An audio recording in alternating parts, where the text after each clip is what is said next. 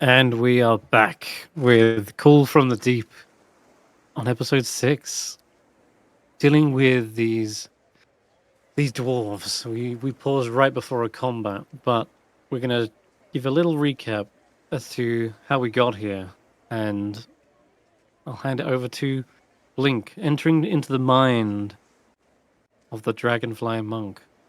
All right. Before proceeding through with anything for the day, Amonet wished to retrieve a quiver of swords for her spears. She mentioned wanting one made of entirely metal. This seems impractical considering the weight that such an object would put on her form, but I am no expert on the matter. Ark also seemed to have grown an obsession with putting our frog into more protective equipment. Perhaps the use of this bubble wrap, which he has used before with a mat, would prove useful.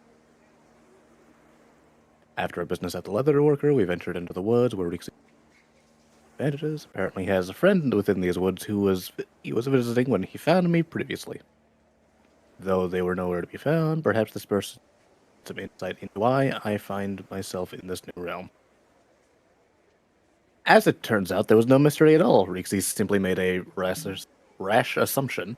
But I suppose it would be natural if all you found was a bandaged-up stranger where your friend should be. The friend in question, Baron seems to know me, but took little beyond that. They went on a talk about a mysterious object, possibly a comet that fled northwards from town. It had a purple glow to it and no flames behind it like a normal comet would. Another thing to add onto the list of questions that I have about this place. Baron also mentioned that it landed in the waters, and she suspects it is part of an invasion.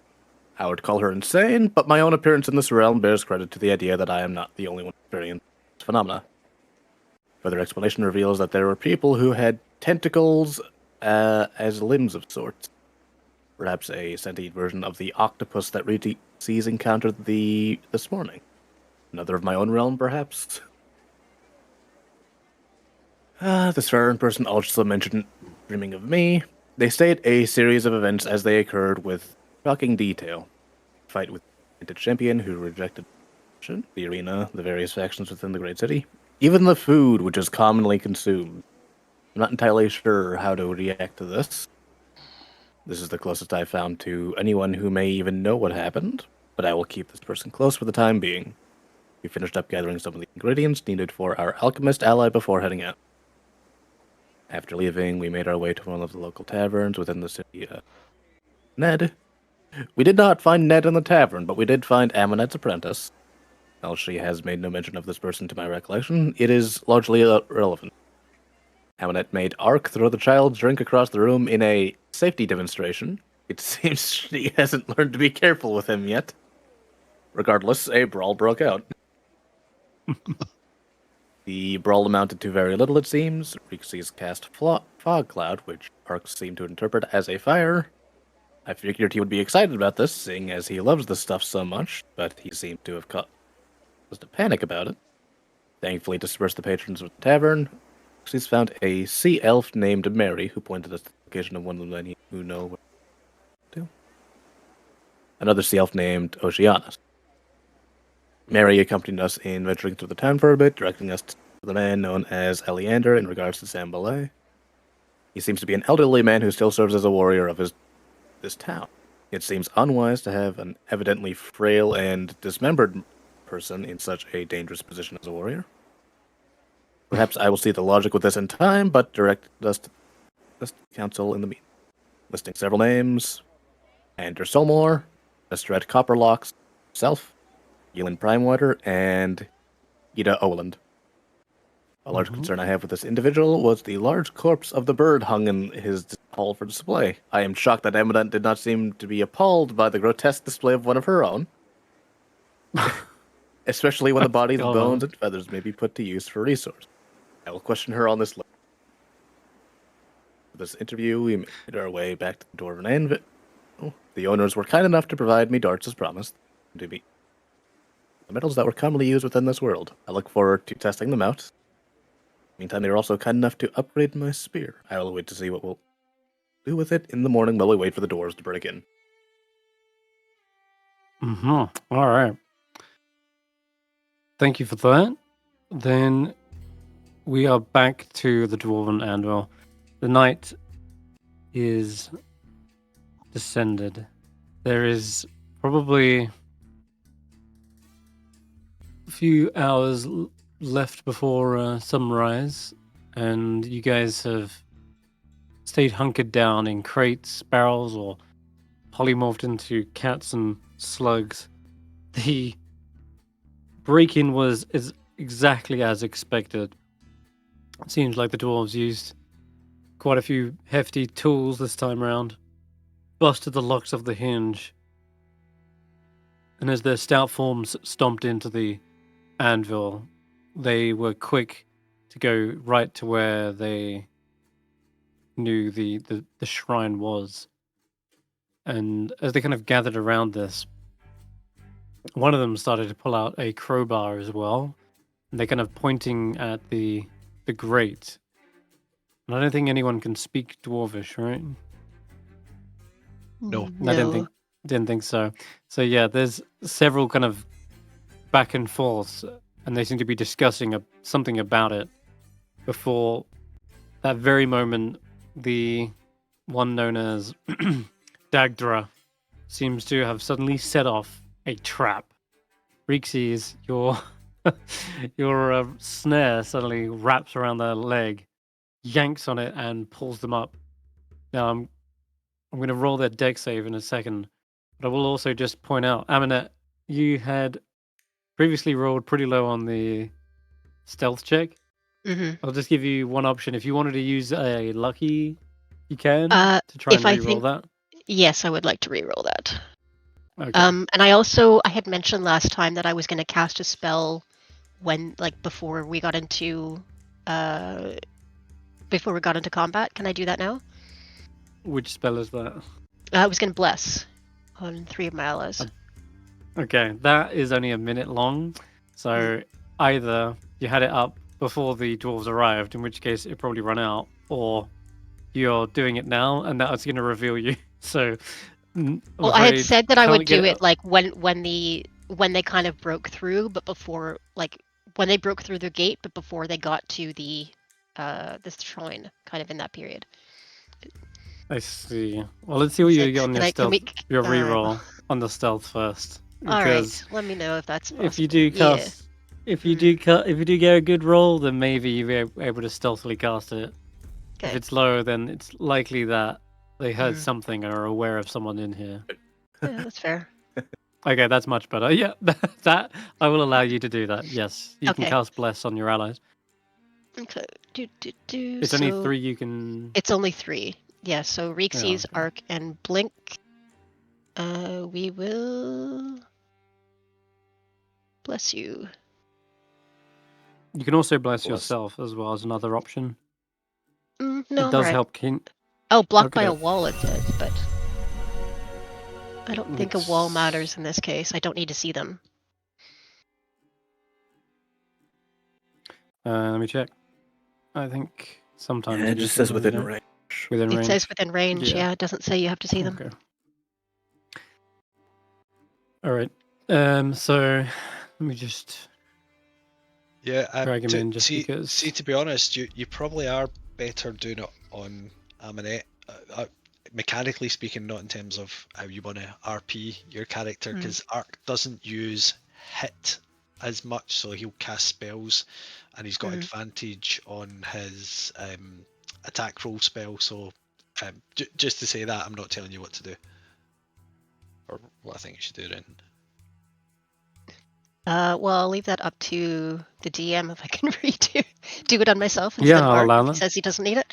All right. Yeah, that's sort of why I subtly hinted, like, you can do it on yourself because it's a good option, and don't forget, it also helps you it helps you maintain your own bless because you get plus 1d4 to your con save. So okay. All right, I'll let that be you 3 then. Bing bang bong. There you go. Right, you should be blessed this time around. Yes. Yippee. Yeah, thank you. Okay, I'm just gonna drag you back behind the wall. Appreciate you letting me do that. Yeah, well, you got the high stealth just in time before they bust open the doors, and you're then suddenly hiding yourself behind the banner. And right now to roll their deck save, because this is what triggers the actual combat. I could have swore they had more decks, but I might have Let's hope dreamt it's it. low. Well, it's Pretty slow. it's pretty bad. That's Wow. pretty That low. one snare is activated, and they are. Is it restrained? Yes. Creature is restrained until the spell ends. A restrained creature can make a dexterity throw at the end of its turn, ending the effect on a success. Or Okay. they can make, yeah. Beautiful. All right. Then we will start at the very top of the round, and I think with that stealth check, 6 being so high, it means that you are able to kind of get the surprise round. So, Ark, you're up first. Amazing. Right, okay. We're going to cast Sleep on these 3. Well, this combat's over. Sorry, sleep's so good. It's such a good spell, man. Oh my god. It's so good now, yeah, it's way better. than it 16? used to be. Is that a save? Yeah, okay, one of them's awake. The other 2 collapse Right. into a pile. And from where I'm standing, I can't see it, but if I move to here, I can see the statue. Mm-hmm. So with my bonus action, I'd like to use my Magneto ability and pull the statue off the table onto, is that Daedra, is she called? And just see if it either Dagdra. Dagdra, and just see if it. She's floating 3 feet above the air in my snare. Oh So right, she's not- okay. Yeah, she's that's not true. on the ground. Yeah, she's like hanging upside down. Okay, in that case, I'll leave it alone just now. I will not reveal my powers Okay. just yet. In that case, then I'll activate my sorcerer, innate sorcery, which I Mm. should no. have done before sleep. I don't think it would have made a difference if I'd done it before sleep, because I think he passed it by more. Yeah, Just a Okay. bit more, yeah, okay. yeah, you got. Nice. Well, you are now revealed. I'm guessing you've jumped out of the crate. I jumped out to get view on the thing. Yeah, I jumped out, so I'm gonna go and stand over beside Yeah. Yeah. Reekses. Okay. Blink, you're up next. Yes.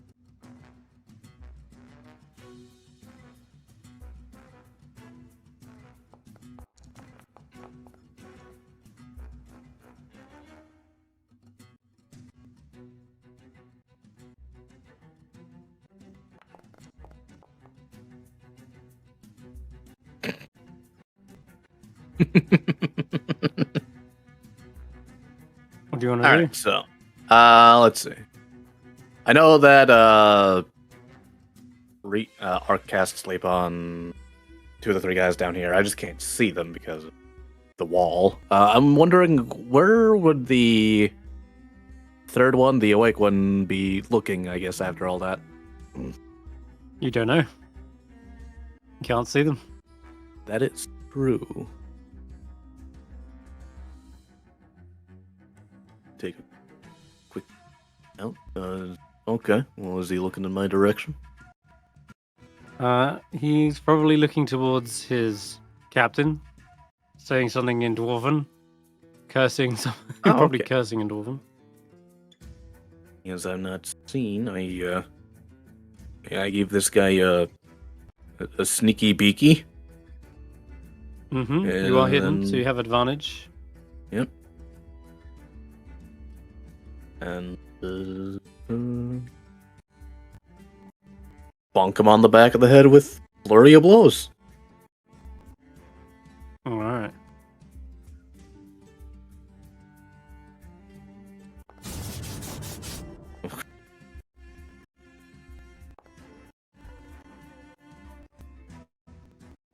I'm not sure if that's a hit, but I will just roll an extra d20 for the advantage. 'Cause it didn't give me the option for some reason. I don't think we'll go with that one. Okay, you want to keep the first roll, that's for sure. Yeah, 15 is a hit. 5 damage. Crack up against his head. He's still cursing. Barakalad! Ayemanu! Alright. Okay. While we're doing that, I'll just... Oh, this one's not an advantage because I'm not getting... Well, that doesn't... Okay.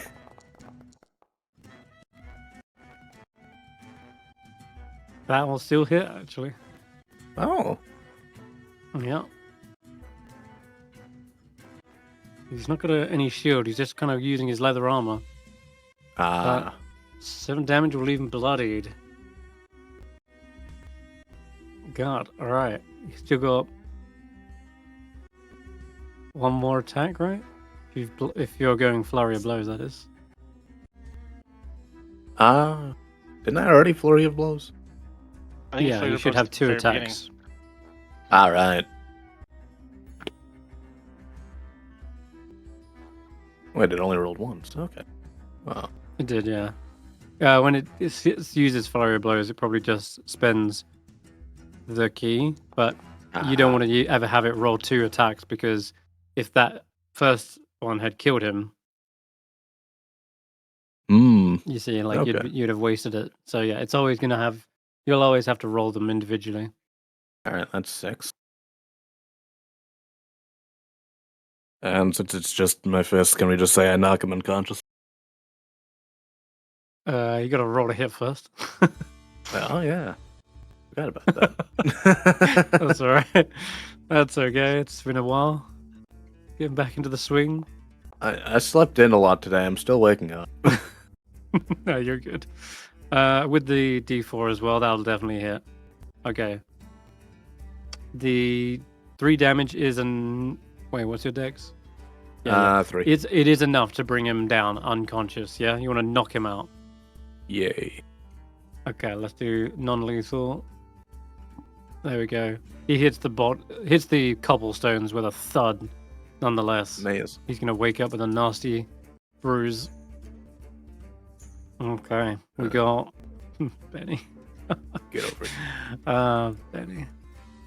Benny is clattering around inside one of the wheelbarrows, and when he finally emerges, he is covered in head to toe with soot from the coal. And he's going to rush in. Probably have to dash, actually. He's like, attack! Wait, what? He's already down? They're all down. What? You didn't leave any for me?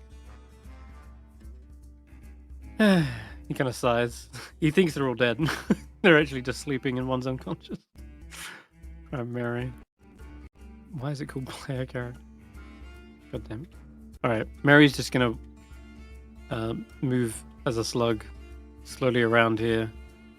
I'm probably gonna drop that wild shape anyway. And since she's got spells, probably better to get line of sight on one of these guys.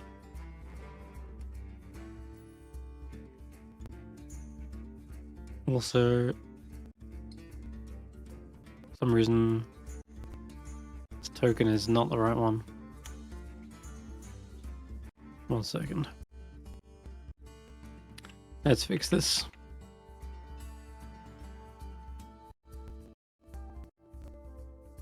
Okay, that's better. Let's use this one. Multiply. Alright.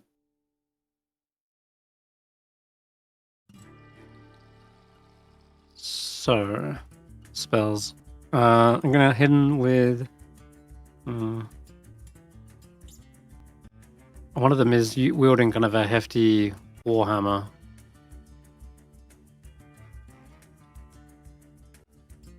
Oh my god, please.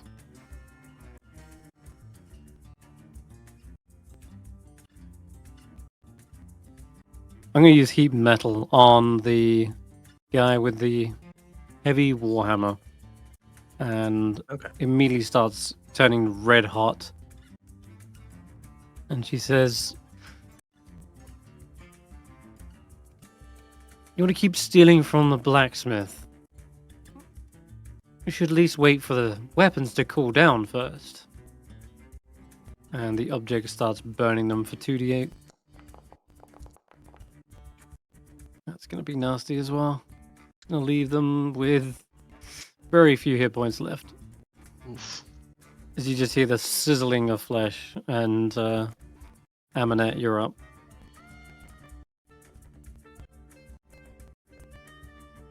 Okay, so first thing I will do is, as a bonus, cast Shield of Faith on myself. Because, yep. That is concentration, I think. And Oh, if is you it? do... Yeah. Yeah, that will end okay. concentration up. Okay, never mind. Sorry. And it was probably too good to be true to give myself that many bonuses. That's fine. I will step forward to Buddy right in front of me, and we're gonna take a slash with the talons. Like pop out and just go, like, surprise. Yeah. There's one who's restrained as well. You could have advantage on that, but either way, you had no, I'm gonna go advantage because you were hidden. on the so one you're who's right in front of me. Yeah. Yeah. Oh wow, is that a crit? Here it is. It is a crit. Yes. Sick. Okay, 8 damage. Oh god. Yeah, he's looking bloody too. Okay. Oops. Sorry about that. There you go. Yeah, and I'm gonna kind of use my height over him, and I will shout, "On your knees, thief! Surrender to us!" And yeah, that's it. Thief? You're the ones working for the thieves. You skulk about in the dark. How dare you? Aye, it's the only way to root out the smugglers. And at this point, you see the Lord's Alliance guard steps forward as well. And 1 second. No, wait, no, he's not up yet. Technically, still a surprise round. It's Reekses.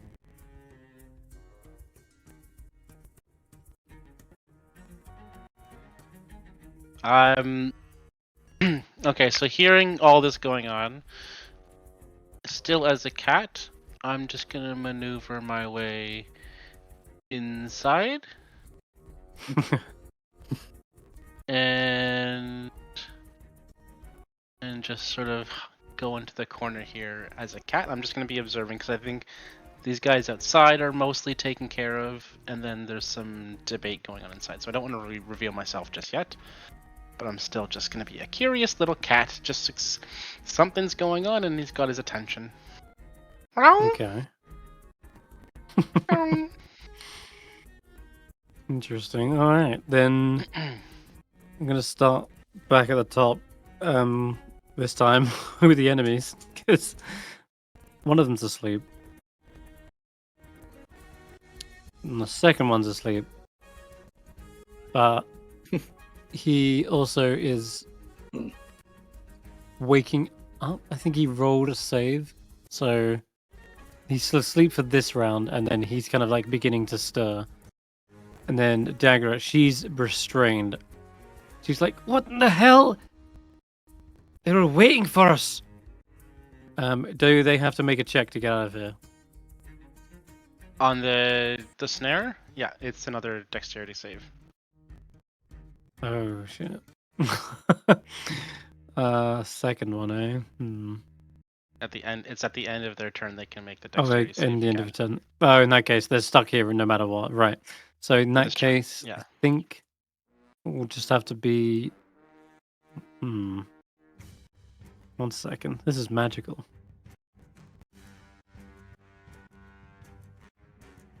Could just get rid of it the old-fashioned way, but I think.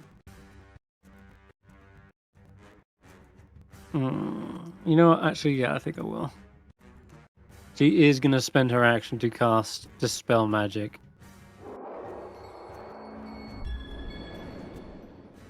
Get this thing off of me. She's gonna land. Stands back up. She says, "You're making a big mistake. Those blacksmiths, they're not who you think they are." And she's gonna step up to you, Amonet. Gonna getting right up in your face. We're here to put a stop to their underground operation. Blink, your turn. All these guys are conked out. Sneak by him like Reekses did. Just tiptoe over. Yes, what's up, Graham? Yeah, can I just check the turn order there? Oh, Blink... fuck, you're right. Blink is not up yet. Yeah. Okay, I think it's back I go. Thanks for reminding me. It's their turn. They just lost. Yeah, I tripped myself up there. The Battlehammer Dwarf is up. Going to go with a multi-attack with a set of hand axes on you, Amonet. That's not going to do it. Sadly, Bouncing no. off of your new shiny armor. That's gonna get nothing done. That one.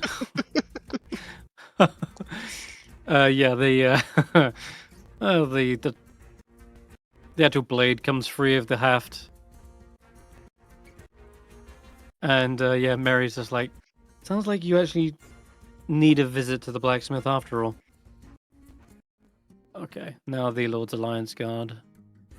I think next to you, Reekses, he's gonna provoke an attack, but you're a cat, so Is he you moving? could swipe at him if you want. Yeah, he's moving. This guy. I think I'm still gonna play up that I'm just a regular cat, so I'm not going to All attack right, at the moment. in that case, he's gonna go around to his allies and probably kick the one that's fast asleep in the head, and says, "Wake yourself up. This ain't no time to be sleeping on the job." And they'll wake up that guy. He's no longer unconscious. Takes a whole action to do that. But it is one of the counterplays to sleep. Alright, now we're back to the top of the round. One of the counterplays to sleep is waking up. Yeah. It's if one Kick to the head. of the... Kick to the head. Yeah. Yeah, it's if a creature doesn't get caught in it, they can effectively chain themselves awake. So now that this guy's awake, he could wake up the next guy, right? See, but he's not gonna, because I think there's no more sleeping at this point. All right. Blink, you're a threat. I don't see that guy's saving throw. It was previous. It was earlier in the. Yeah, it's coming around right now. But it was at the end of his turn. Technically, is when it's supposed to happen. But it was earlier in the chat. If you scroll up, you might see it. That's right. My Mr. Dwarf Noble here. He doesn't have much. Oh yes, he does. He has a freaking warhammer. All right, Blink, defending his friends. He's gonna go for a haymaker with the hammer. A 13 doesn't get it done though. No. Woof, swings past you, and I think that's it for this guy. Unless, nope, doesn't have multi-attack like the others. Okay, now Arc. Alright. Sleep only goes for those I wanted to, is that right? It's not like everyone in the... You're gonna put them to sleep again? I'm fucking gonna try, yeah. Oh, let me just check. It's not everybody in the radius. Each creature of your choice. Lovely stuff. Well, we like the sound of that. So he says, just as he's casting, he says, all hazardous materials should be disposed of efficiently and immediately. It's saying I have no... Ah, yeah, right, okay, I have to burn my 2 sorcery points and use... Although, I've not cast 3 spells. Yes, I have actually. No, I haven't. I've only cast 2 first level spells. It's saying I've got none left.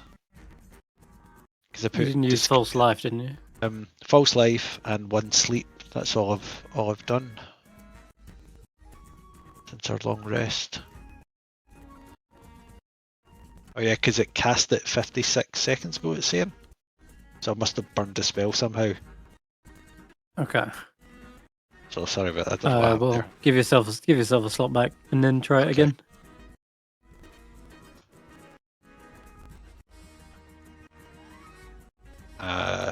This is your third and final one anyway. You can also just click don't consume spell slot. Yeah, that's what I've done that this time. Alright. Wisdom saves for these boys. We got 4 of them now in this one. Jeez. One of them's already asleep. Okay. 16 is a save. Wisdom, yeah, 17 is a save. Right? So why are they falling asleep? That's the question. Oh no, it's the unconscious one. Fantastic. We love the one that's love unconscious saved against the spell. Yeah, exactly. Right. Yeah. Okay, so 2 fall down. There is still 1, but he's on the ground. He's waking up from his previous nap. And Ark says, attempting to operate whilst feeling drowsy leads to workplace accidents, hazards, and potential injury. I recommend some rest. Now, as his bonus action with his magnetic ability, the one that's asleep that's next to Blink, did you say he had a warhammer? Uh-huh. Okay. Then, can I use my magnetic ability to just lift that off the ground and get it away from him? Yeah. I will do that with when my a bonus creature action. goes unconscious, they drop whatever they're holding. Then I shall disarm him and I will run over here and hide his weapon in a whatever. Yeah, fantastic. Sure. Good round. Cool. Fun times. This guy's getting to his feet. I just had a nap. Where am I? What day is it? And he's like, oh shite.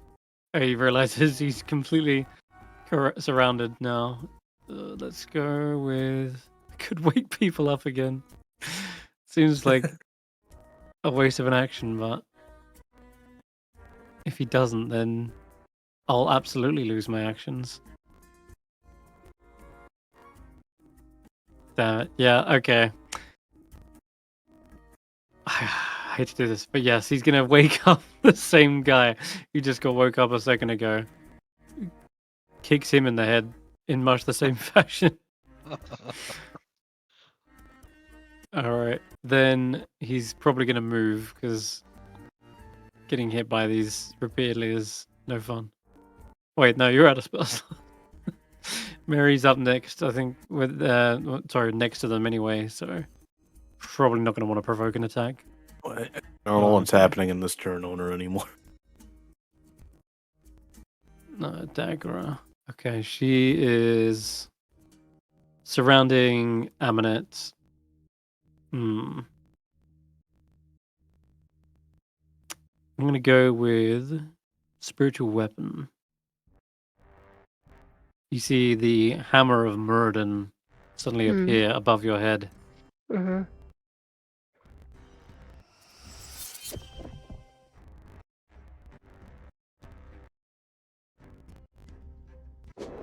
And it comes down to swing on your head. Let's see what it does. Oh shit, it's like that, is it? Okay.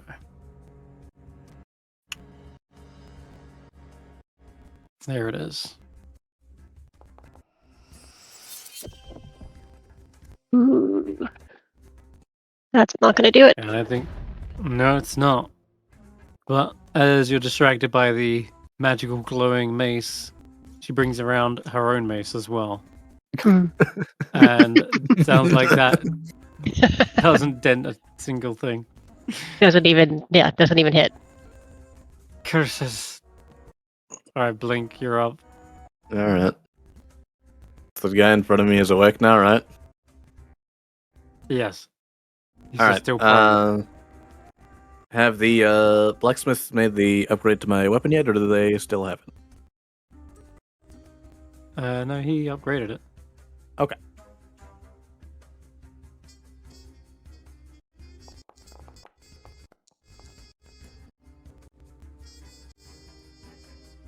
Bonk.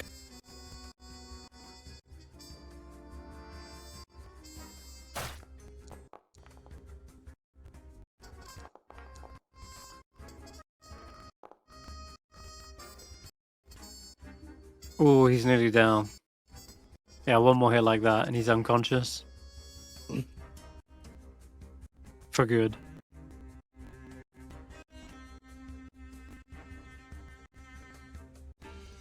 Bonus action. Trying. Just a regular, okay. Saving some ki for the long fight. Yeah, that'll take him now. He's just getting up to his feet, and then boom, back down on the ground. He goes. Oh. Okay, nice. The story to tell his friend. It was all a dream. Yeah. Any movement? Stand on the guy's unconscious body, like kick him out of the way, I guess. Okay, sure. Benny's on. Wait, they're still alive? Oh. Alright then. Benny probably would be rifling through their pockets right now, I'm sure. But since they're actually still a threat, I think he will probably use the flat of the blade of his long sword and try to hit this guy. I think that's actually a hit. Alright, is it? No, this guy's way more armored. The Lord's Alliance guards seem to have full, like, regalia. And yeah, that just bounces right off. Okay. Meanwhile, back in the shrine, Amonet, they can't get a flank on you, which is what they would really want right about now. Mm-hmm. Maybe if they moved right up into the corner here, then Dagger can, but for now, they're going to take 2 swings with a hand axe. Nothing's getting through. This is going well. Better than expected. Finally. There we go. You. Oh. It's just like when you go mining. Eventually, the hardest of rocks yield. Is that the best aphorism your gods can provide? Yeah, pass the concentration saving throw. You did, yeah. Yes. Okay. This is still up. Amonet, And your turn. I'm gonna go for the guy who just attacked me. And can I kind of not tackle, but like hit him with the shield? Like do a kind of crunch him against the wall with the shield. I wanna hit him non-lethally. Mm-hmm. Yeah, with a blunt object. I'm not sure what to roll for that. Because I don't actually have shield as a weapon, I don't think. Is it? Well, No. you'd still be proficient because you're proficient with martial weapons. So yeah, I'm proficient with a shield, yeah. Yeah, just roll your strength +2. Okay. That's your proficiency. Okay. And then it's effectively like a d6. Okay. It depends on what shield you have, which we can nail down now if you want. Only 15. I'd always assumed it was a round shield. I think it was a wooden shield, but we hadn't decided much apart from that. Yeah. In my character sheet, it just says shield. Yeah. I would suspect it is a round shield or a heater. Either way, roll a d6 for the damage. 2. Okay, so 2 plus your strength, which is 3, Oh, that would right? be 5. Yeah. Yep, so 5 damage. It hasn't quite knocked him out all the way, but he is rocked by that. His head cracks against the stone, looking very dizzy. I mean, you could smite, but that would be overkill, right? Yeah. I don't want to. I don't want to actually kill him. Okay. He probably needs one more solid hit like that, and he's going down.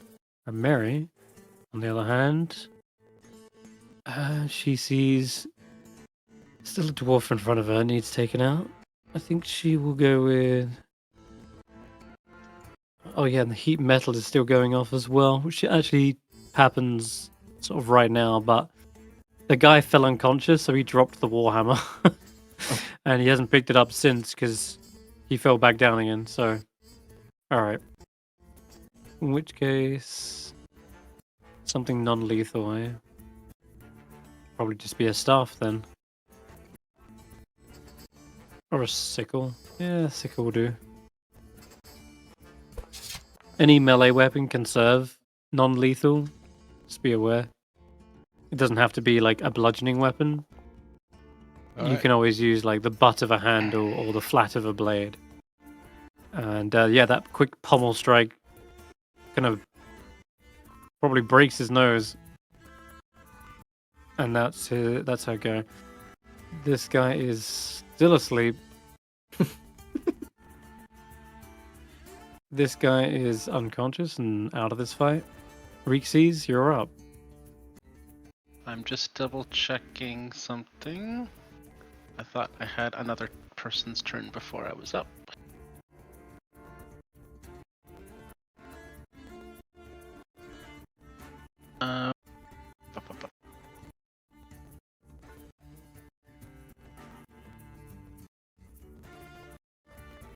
Did that Lord's Alliance No, guard miss his second saving throw?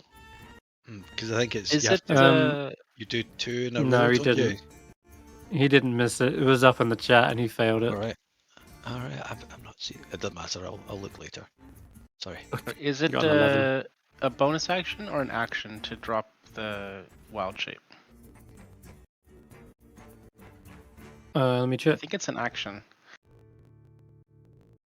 No, it's a bonus to go in, and then let's have a look. If you feature this twice, It's a bonus? stay in the shape for a number of hours. You can revert to your normal form earlier by using a bonus action on your turn. Okay. That's what I was Automatically revert if you fall unconscious, or drop to 0 hit points or die. So, No, yeah, that's fine.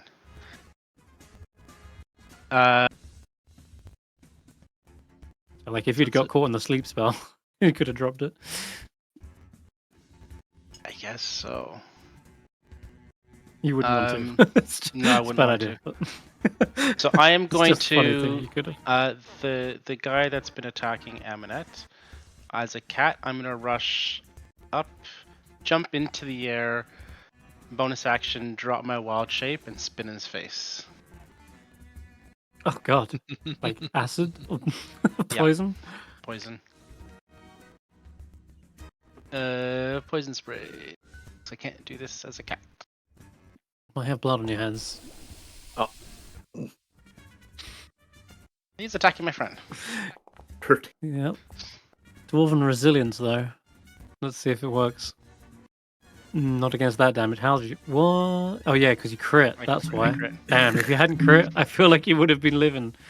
Jesus. So 12 reduced to 6.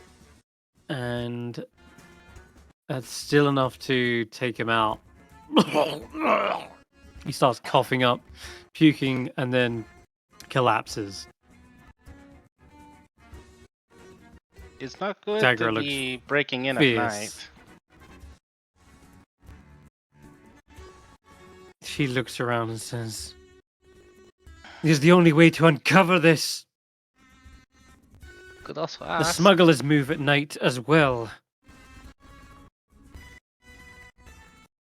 They have obviously not been here. Why do you thieve in the night? Used many times. Mm-hmm. You looked at the grate. It's not being moved in many times.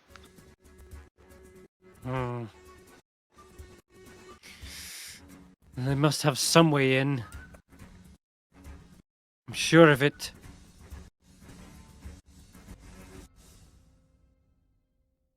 That's going to be her. Oh, well, your turn. Reekses. Archetype. Right. Arc will 10, 15 get around here, and he is going to shout,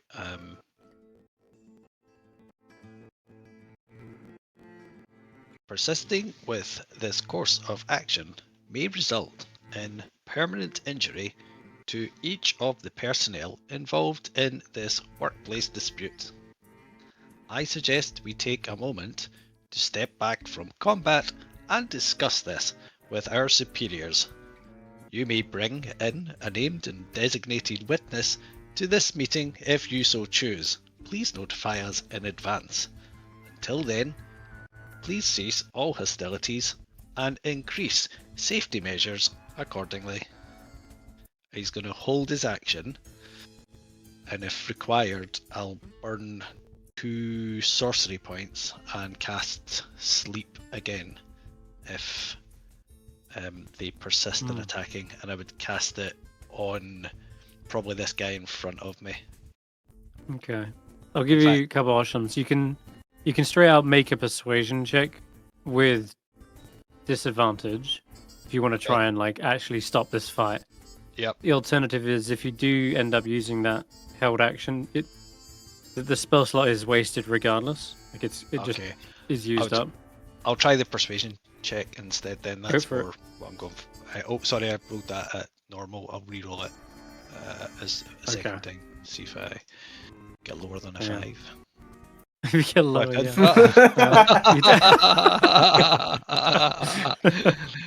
Damn. She is not swayed. She says, I don't know what you're blathering on about, but you might be working with them for all I know.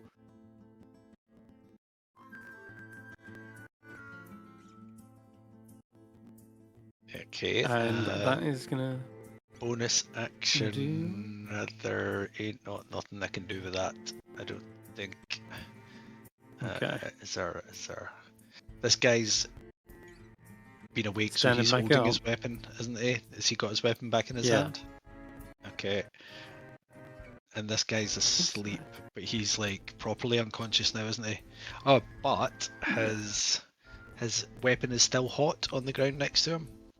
Yeah, So he's not picking that up. Has he got a shield? he does. I will pull his shield away from him to reduce his AC. Okay. And, Yeah. I will just, as soon as I grab it, I'll throw it behind me. Okay. That's my turn. I see you kind of manipulating this fight, and I think this guy will come around with a long halberd, try to strike at you. That's gonna... Danger! Do not harm this unit. Danger!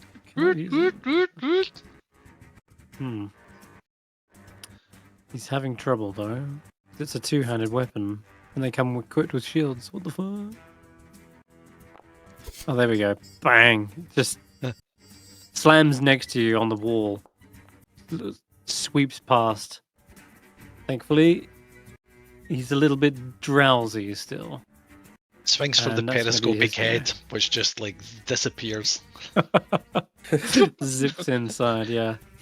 Cool. Deep Forge says, why don't you stand down on order of the Lord's Alliance?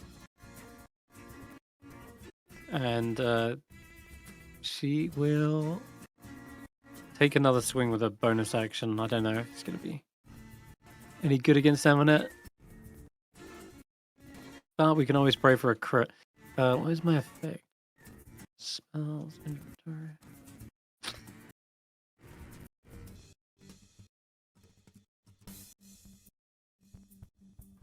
Find eminence. In the hell? Oh, I forgot she could do this. Okay, well, she's going to do the swing with the spiritual weapon first, which will be +5. actually a good chance to hit. 20, there we go. Is that a hit? No, it is not a hit. Oh wait, it is. I'm at 20. I thought I was at 22. Sorry. I got ahead of myself. Finally. D8 damage plus the wisdom. Mm-hmm. It could be worse. Okay. So you take 5 points of damage as finally Muradin has punished you for this transgression. And then she will follow that up with an action. Question is, what action? I think, you know what? That guy who went down, she isn't just going to let them die. She's going to move over.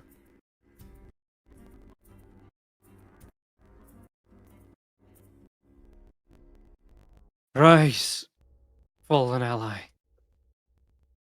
It's not your time yet.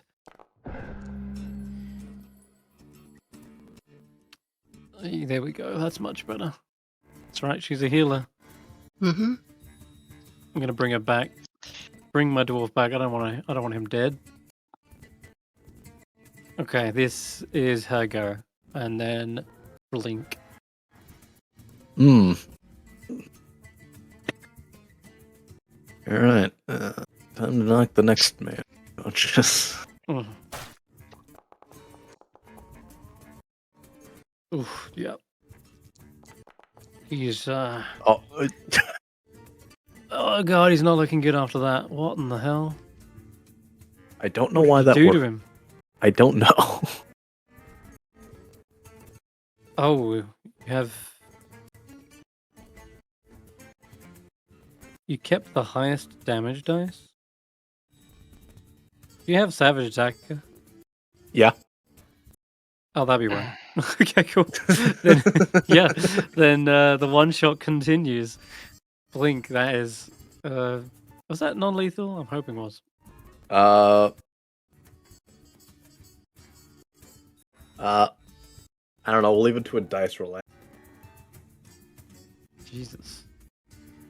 Could have just said yes. Don't have to leave his life in the hands of the dice.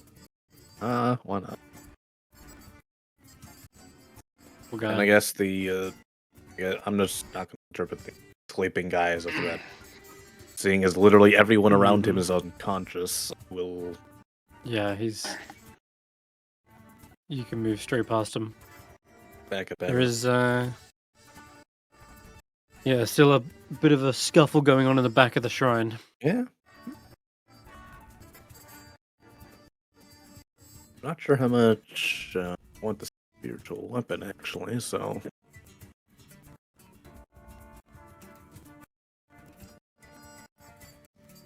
My target is 15 feet away.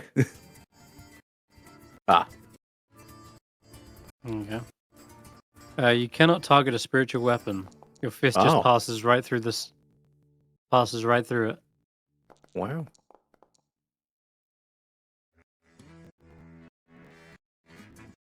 You could use that attack on her if you wanted. Nah. Okay. Why is that doing 1d6 plus 3 plus 3 plus 1d4? Nani? That claw is seriously messed up. I mean, it's the correct to hit, but it's... That damage is seriously wrong. Okay. Yes, I'm afraid spiritual weapon is this kind of spell-like entity that just whizzes around the battlefield, but it's not like a physical, corporeal object. Okay. Benny will do the honor of keeping this guy knocked out, and again, probably just using the butt of the sword and just bonks him on the temple just to keep him from staying in the fight. And then this battle hammer dwarf peels himself up off the floor, shakes it off for a moment. What in the... Oh, some horrible taste in my mouth. Tastes like swampy water. And he looks towards you, Reekses, clearly the one who's done it. Sorry. Alright. Come here, you. Oh, please don't hit me.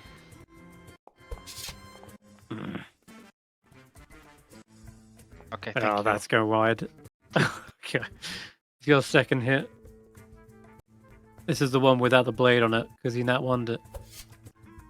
So that's just gonna do like a bludgeoning damage.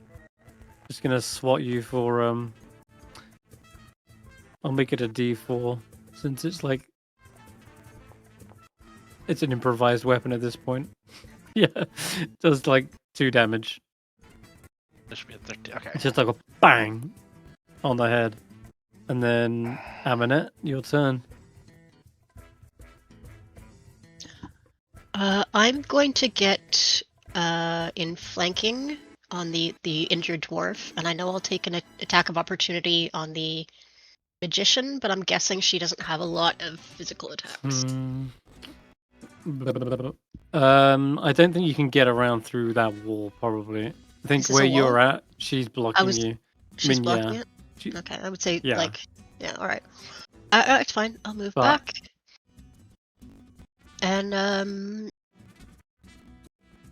getting flanking with her, I guess, because I can't get in between her and the wall. No, got you right up against the wall. Mm-hmm.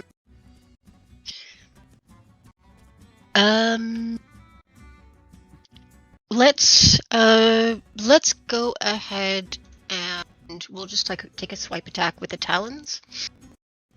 Mm-hmm. And I'll say, if your cause is just, then treat with us. Otherwise, prepare to meet justice. Okay. And does that hit? I'm gonna. Yeah, it does. Oh god. Okay. Non-lethally. She's no. Why have none of us asked her if this operation you mentioned includes sampling? She might not know sampling, but you can always ask. That is going to still leave her bloodied. She doesn't go down from this smite. She just kind of falls back. You have clearly an impressive divine power. But I can tell you,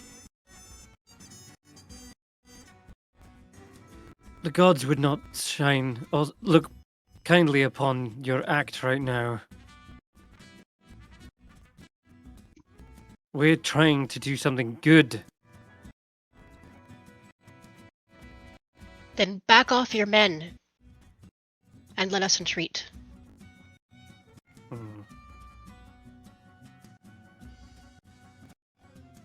Mary will step forward as well. I think she's clearly... she can see the fight is pretty much over at this point, but just to make sure it is going in that direction, she'll use a Ray of Frost on this dwarf here. Don't think that'll hit though, to be honest. Okay, Reekses. One. Reekses. 2 dwarves left. Well, take his boogie board and just set it down aside, rub his hands together. Yep. Okay. Rub his hands together. Breathe into them a little bit, like he's warming his hands a bit. Open them up, and appearing in his hands are the 10 good berries. And he's gonna go and start passing them around to the dwarves. So 1 for you. Take it. Okay, 1 for you, healer. Take it. Okay, you're over here. You may be dead, but take it. I'll force 1 into your mouth here. And we talk. Okay, we do not like the smugglers. You do not like smugglers. It's okay. You're gonna offer them good berries? I'm gonna offer them good crazy. berries. Okay. If you do, they will. If you actually like feeding to them, yeah, they will kind of come to consciousness and be like, Captain, I think his mistake has been made. Reekses thinks. I think this one speaks truth. I think this is all a big misunderstanding. Smugglers wouldn't heal us. Okay. Ark, anything else you want to do before I get to the captain's turn? Yeah, I think he'll go in. There we go. And I think he is going to light up his little fire hands, his little blow torches, and say,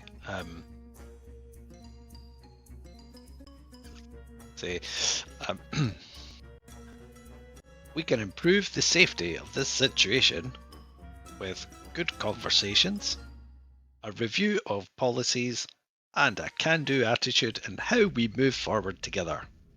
Or we can burn everything to the ground. Fire makes everything safe. Jesus. And he's gonna It's almost like an intimidation. hold his action, fire bolt cantrip on anyone who does anything hostile. Anyone.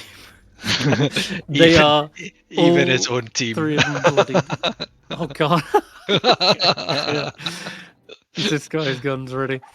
Alright, with one of them being on one, actually 2 of them are, and she's bloodied at this point, she visibly sighs, drops her spell, the spiritual weapon dissipates, and she kind of folds her arms. Alright, fine. This fight is over.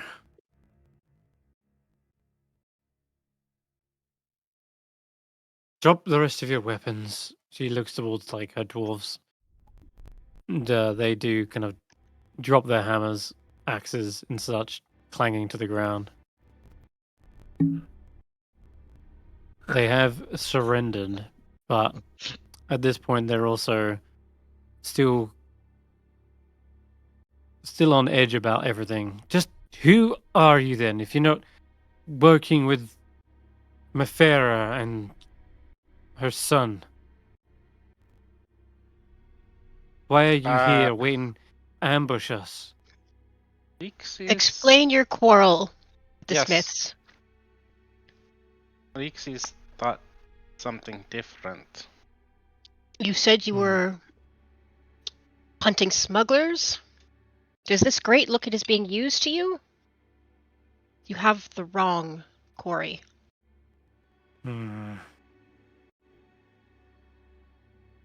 We have reason to believe that there is some very big operation going on. Oh, agree. Leader is called Amonet. Wait, who? Sambalate? Sambalate. She says, can't say I know who that is. Sambalate tried you to sounds like burn you us. do. Reekses and friends killed some members and disrupted their operations last night, I think. I think it's only Last been night, one night. yes. Last night. And leader is called Sanbalay. Sanbalay. And Blacksmith and Son thought dwarves were trying to steal from them. So Reekses and friends set up ambush. Ambush worked. Well, yeah, you got us good, that's for sure. Is the rest of my men alright? She kind of heads over, and you were giving them good berries, weren't you? I gave 3 good berries. One to her, one to the guy I spat in his face, and one to the guy who was supposed to be dead. Alright, in that case, I can get up 3 of them. Amonet will shut out. Benny, would you bring those dwarves in, please? Escort them into the shrine. Other dwarves are They're really heavy. She Helps will them to give walk, the love. good berries Mhm. to her dwarves and then wake them up, and they're still on 1 health. And she explains the situation to them real quickly. There's still one unconscious. Otherwise, they are kind of just nursing their wounds at the moment. Right, look. Reekses will go I'll give explain. one more good berry to Oh. this guy over here, so Okay then. he can Sweet. wake up. They're all in the picture then. Now they know what's going on. Cool. Thank you for tending to our wounded. You didn't have to do that. Oh, Reekses says, All right. it was fun, but then you said something about smuggling. Piqued interest. The previous owners of this place, they were also known smugglers, or at least they certainly brushed shoulders with them, we believe. There was a shipment of mithril that was supposed to come into Saltmarsh many years ago. Oh, And yeah. it went missing. Is not missing anymore. So it isn't. Then, after their arrest, the place was searched. Couldn't find any mithril, but we do know that dwarves are, well, resourceful. And we had guessed that this statue had been maybe part of that. So they must have melted down the ingots and forged this statue of Muradin. Now, when the new owners came in, we suspected them to be a continuation of the operation, especially considering weapons from all over the town has gone missing. The barracks, the blacksmith, and even our own mining operation has had several pickaxes and shovels go missing. Now, why would they be smuggling weapons? I'm not sure, but it doesn't bode well. Weapons mean an armed force. An armed force means we could be facing some sort of warfare. And Saltmarsh is not fully equipped to deal with an invading force. We don't know who they're smuggling weapons to, but clearly enough of them have gone missing that it's time we took action. We suspected the owners to be those responsible, but I guess they were clueless about both the smugglers and the statue.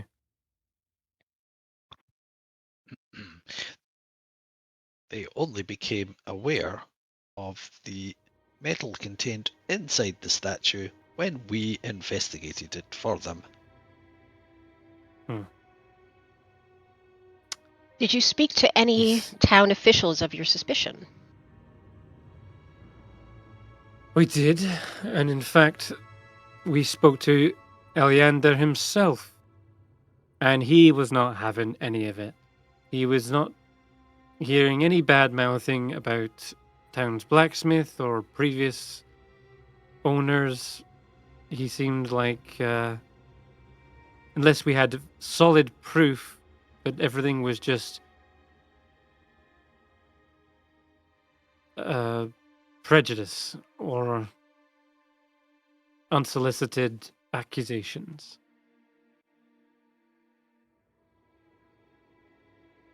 He already knows that there's tensions between the dwarves and the rest of the people here. We probably assumed it was just bias, prejudice, but I assure you we were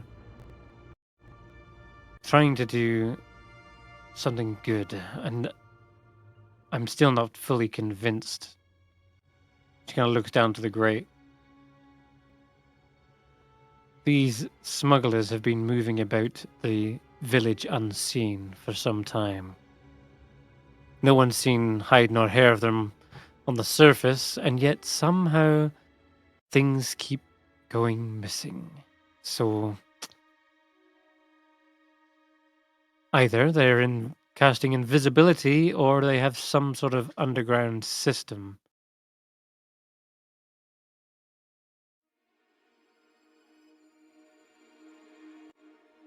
And as dwarves, it's not impossible to say it's the latter.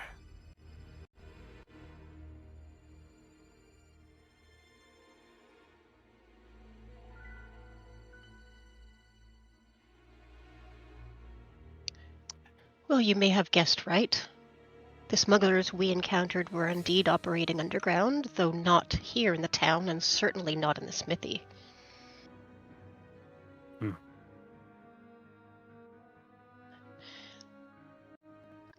Have you no other suspicions? How long have you been investigating? Well,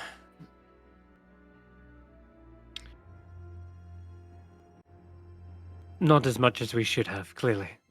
But as for suspicions, phew, I mean, there's a great number of people in Saltmarsh. Of those who are on the list of suspects, well, there's the council members. They're in a position of power, and they've got great wealth and control over the city. There's that creepy old wizard, Keladek, in his tower. And then you see some of the dwarves get a little bit like, they almost get the willies as they suddenly mention that. And she's like, oh, right, not even supposed to mention his name aloud. Some say if you speak his name, that he can hear you. He's been known to just know things, even conversations held in private. It's like he's got eyes and ears everywhere. And some say that in saying his name invokes him.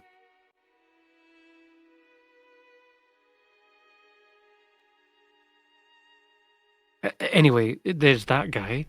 There's also, I don't know,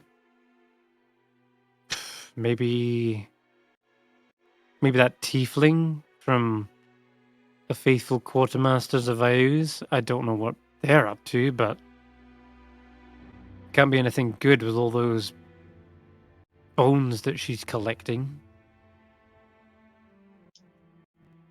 The truth is, I don't have enough information, but there are a number of suspicious folk in Saltmarsh that could have everything to do with it or absolutely nothing to do with it.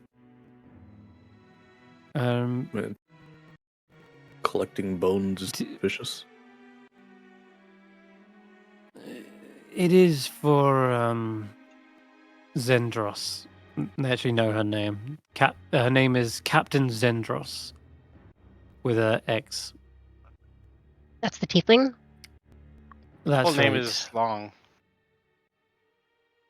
Yeah. She's I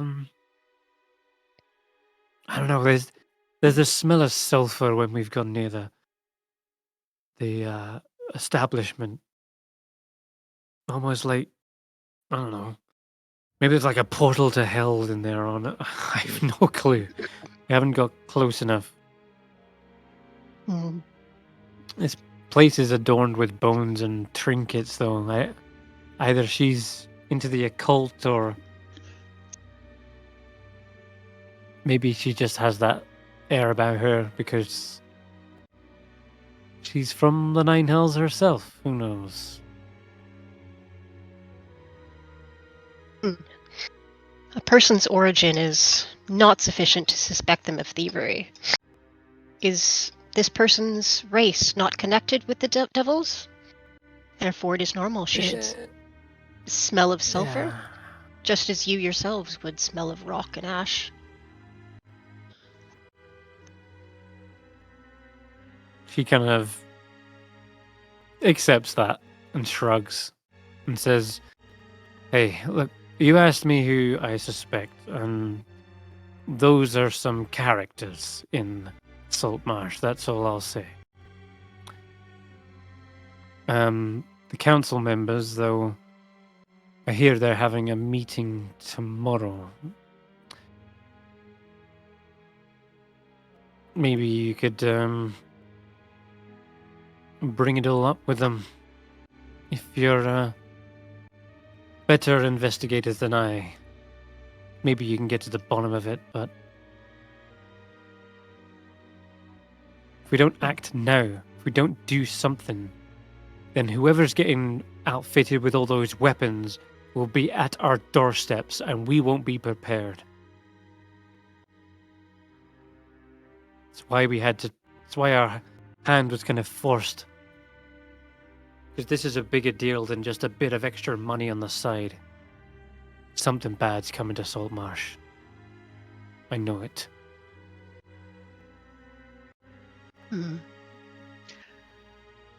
Thank you for alerting us to this impending danger. This indeed sounds like a hazard worthy of our attention. We shall definitely raise this at the meeting when it comes to the matter on the agenda at the appropriate time.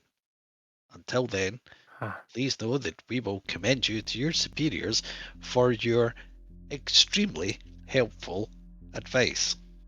Your attention to the health and safety of others has been noted. Like, could you make no mention of this to my superior? I'd rather we just pretend we never even encountered each other. If that's all right with you. This is unsanctioned behavior? The less people talking about it, the better. I know my superior knows about this, but doesn't know that this whole thing was a complete failure, so I'd rather we just said we broke in, didn't find any signs of smuggling, and that was that.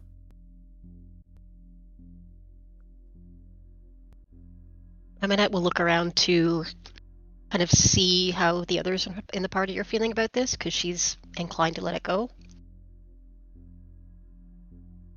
Like, do they look angry or I don't know? Give me still an insight. In the fight. Insight. Not a bad roll, hopefully. Nope. No idea. 12. You can see some of them have probably got a little bit of a bruised ego. But they are clearly respectful of their captain's decision in this regard. They're not like rogue dwarves who will just do things unsolicited. It seems they follow protocol and orders. If she's saying that that's going to be the case, like no one saw anything and there were no sign of smugglers, it sounds like the others have probably fallen in line. But well, unless my party objects, I have no objection to this personally. However, I would request two things. The first is that you sit with us and tell us as much as you know, whether it be solid evidence or mere suspicion. The second is that you apologize to the good people of the smithy for the frustration and fear you have caused them.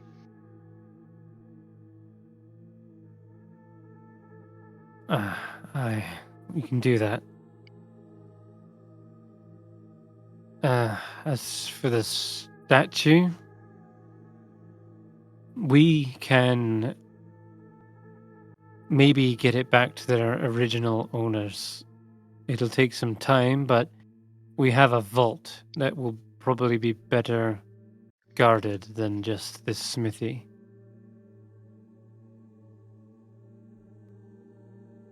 It was our intention to let you purchase the mithril, as it is not yours at the moment.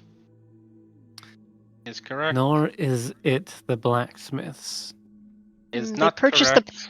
They purchased the property and everything in it by law and by the rule of possession. It is theirs to do with as they wish. Mhm. Search. You said search was done before they That purchased. said, Nothing was found. these- Purchase made. Mm-hmm. if you purchase a place and that place contains illicit goods, though,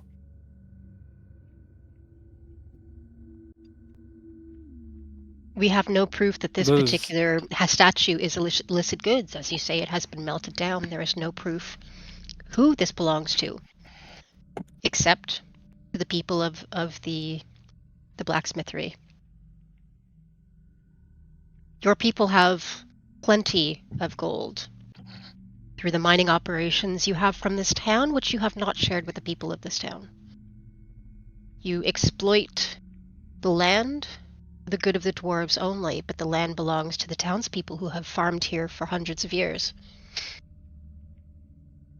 The least you can do is treat with them honestly.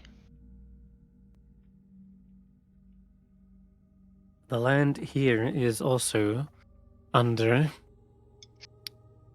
the crown. And we were sent by the crown, so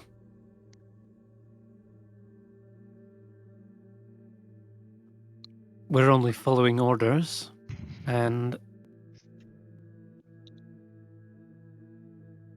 Saltmarsh is forgetting their place in the kingdom as well. Is that a threat? Look, it's fact.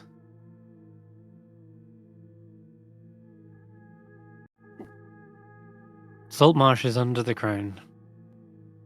Therefore, this land doesn't belong to the fishermen at all.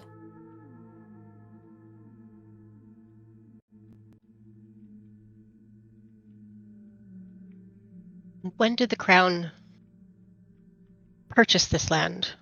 What have they done to farm, to plant the seeds, till the soil, fish the rivers? Just recently.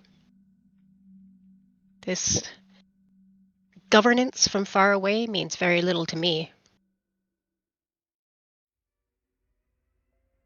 They own the land. Why is everything decrepit? Why are the bridges falling down? Why is the money from the mine not returning to the people of this land if the crown is ruling justly?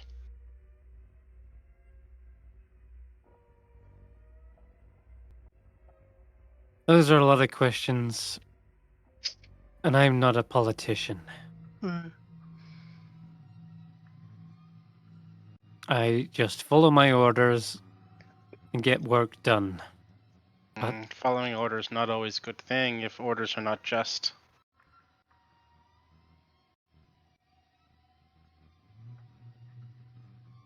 She Dwarves says, must think about what is right, not just what is ordered. Mm-hmm.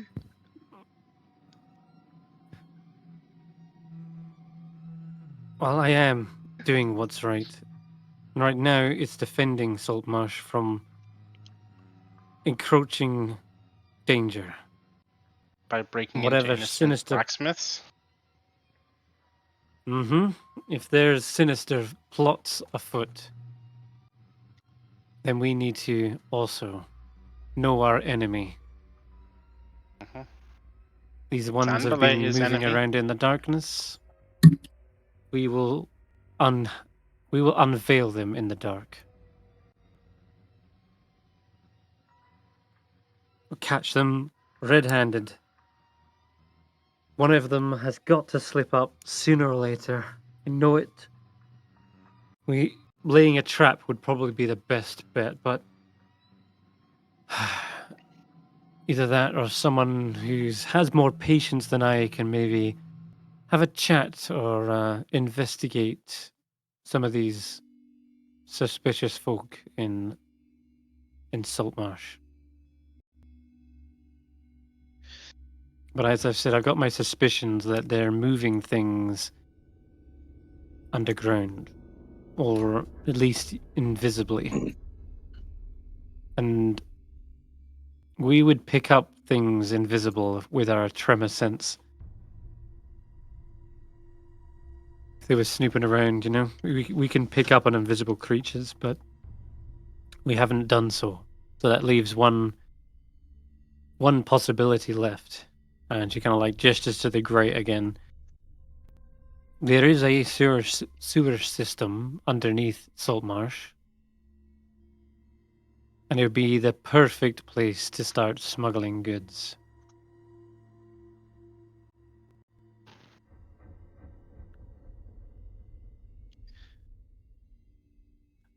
Okay. Where those entrances are, it's hard to pin down.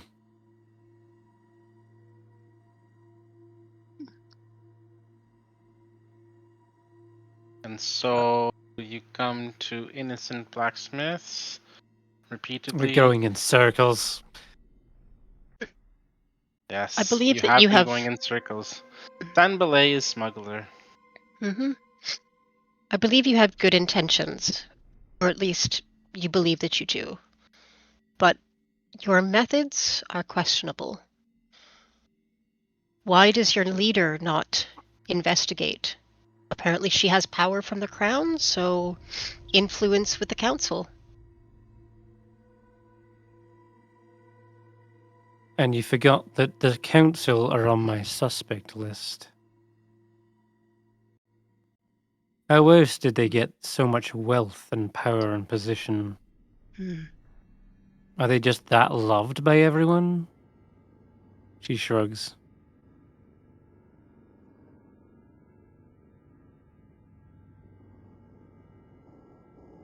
The problem is if we bring this up to the higher-ups, they react accordingly.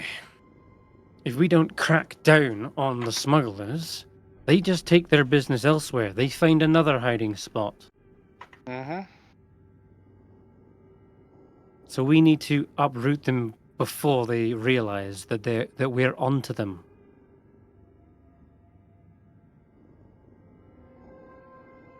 This would seem to be a very efficient approach to dealing with and preventing a hazardous array of fully armed individuals laying siege or advancing upon Saltmarsh. It is in my best interest to make sure that Saltmarsh is not overrun by highly armed and motivated individuals. I therefore propose that we inspect what lies beneath Saltmarsh. I suggest we all gain some ability to wrap ourselves in bubble wrap before we go.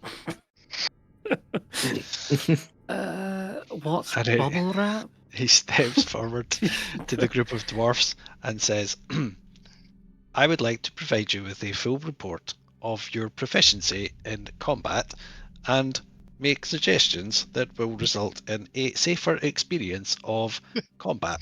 For example, when handling supercharged and hot weaponry, please wear protective gloves, such as can be found in a blacksmith or forge. Also, do not sleep in the middle of combat, or you will be disarmed and perhaps murdered.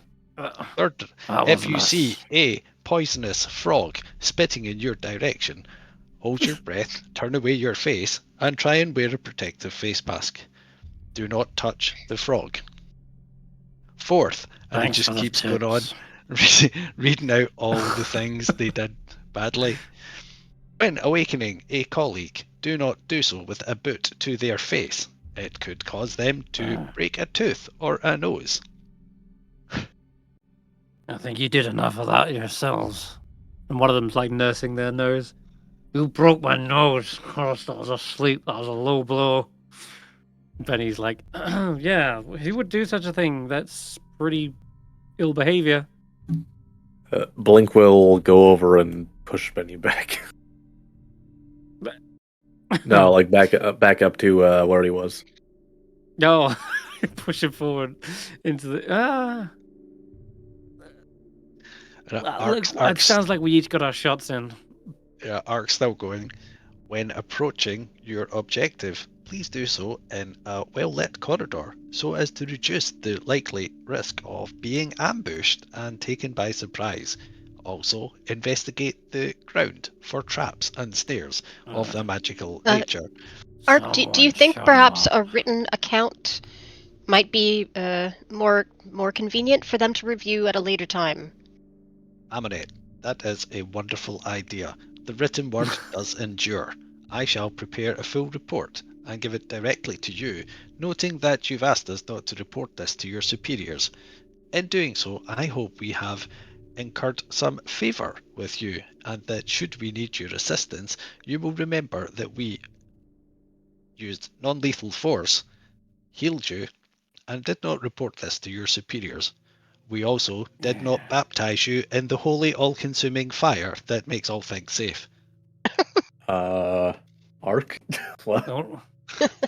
The only thing you've incurred is a headache, but that could just be the concussion.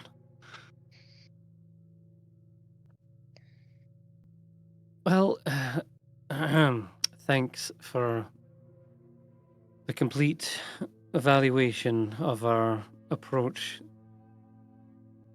And yes, I think we were rushing things a bit. She looks between her men. Never presume that your enemy doesn't know that you're coming. And I think that'll be a useful lesson, especially if we're going against smugglers. They're going to be hiding in every damn crevice around here. She kind of stomps her foot on the cobblestones. Could be underneath us right this moment.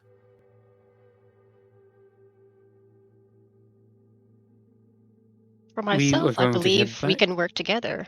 If you have this ability, it may be of use, and we also would like to take down the smugglers. Suggestion, maybe we work together, yes, and enter the sewers from here? Well, we can, but we're pretty beaten up. If you want to lead the charge, be my guest. But we're making our tactical retreat back to the mining headquarters for now.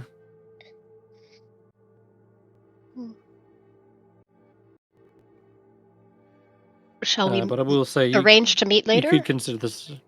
Yeah. Oh, sorry, go ahead. Yes, you can come by the mining headquarters anytime. Ask for Dagdra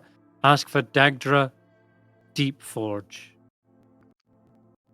Dagdra Deep Forge. Dagdra Deep. Forge. That's her name.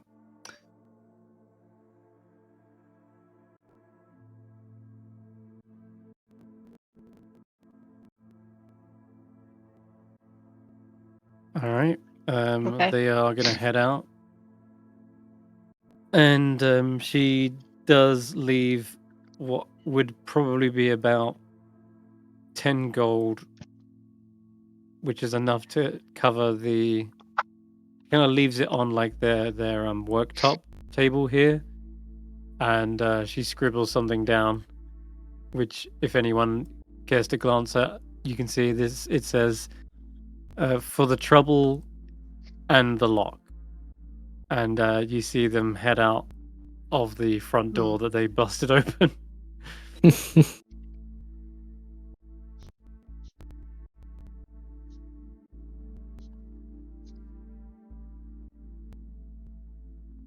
Well, I suppose that is the best we will get from them. I must admit I am slightly disappointed that we had not more just hunt today.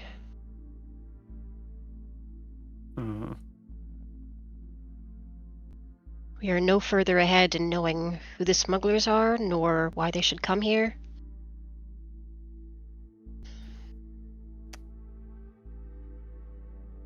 There's still the sewer grab. Is everybody healthy? My bubble You wrap could have a remains short rest during unharmed. this. Your bubble wrap is I'll- what? My bubble wrap remains unharmed presently, though I am somewhat depleted in energy from this encounter. Reekses is a little bit hurt, but also low on abilities. So, maybe tomorrow? Maybe search during the day when smugglers are not active. Yes, this is good. It has been a long day. We have not slept. Maybe they Again. sleep at night, or active at night, sleep during the day. It's true. It's true. You haven't slept yet.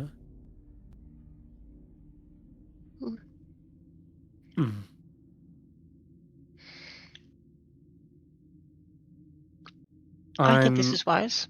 Well stocked, Mary says, both on hit points and spells, but your decision.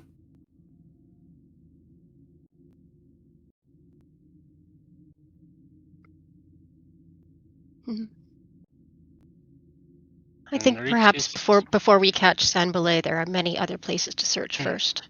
But we can return here. Remember, Sanbalay is dangerous. Must go in prepared. And I guess you've got that big meeting tomorrow, so...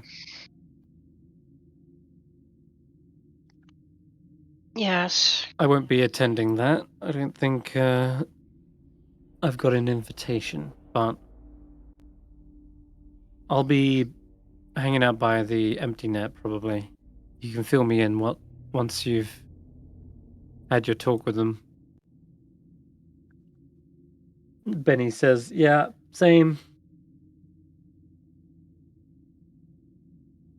Well, okay.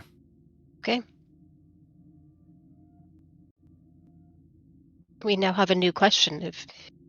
If this dwarf magician was correct, and there are members of the council who are involved in the smuggling, what shall we tell them? Are we truthful? They will surely know the truth anyway. I think we'd be truthful. They will know the hideout has been compromised. But they would already know the hideout. They would already know us. All we can do is see if maybe some of them are part of it, right? Yes. See if any of them give anything away. Watch for reactions. If they're part of it, they already know who we are, or know that something happened. Presently, they do not know how much we know. We should be careful to only reveal what we want them to know that we know. Benny's like scratching his head. Was that a riddle? No, Ark is correct. They know we know some things, but they don't know what we know, all of it. So we can tell them some things that they know that we know already. And then I don't know anymore. Know what we know. If they don't know all that we know. Perhaps if we ask them questions to which we already know the answer, some of them will give us answers that we know are false. But they won't know that we will know. But we will know that this will give us. We know. Yes, they will. Yes. They will reveal something by revealing something. Yes. Correct. As we're having this conversation, I want Ark, if we're still in the smithy, to be taking some of the scrap metal that he has been collecting and just using the anvil and his tinker tools. He's going to make just a little clip, which I want to attach to his, the plank of wood he's got that's the sign. Yeah. So he's going to attach like a big bulldog clip to the end of it, and basically that's going to be his little clipboard. and he's got paper and parchment and stuff that he's just going to clip under there for recording health and safety infractions and other such things. And I'd actually like that to be his spellcasting focus.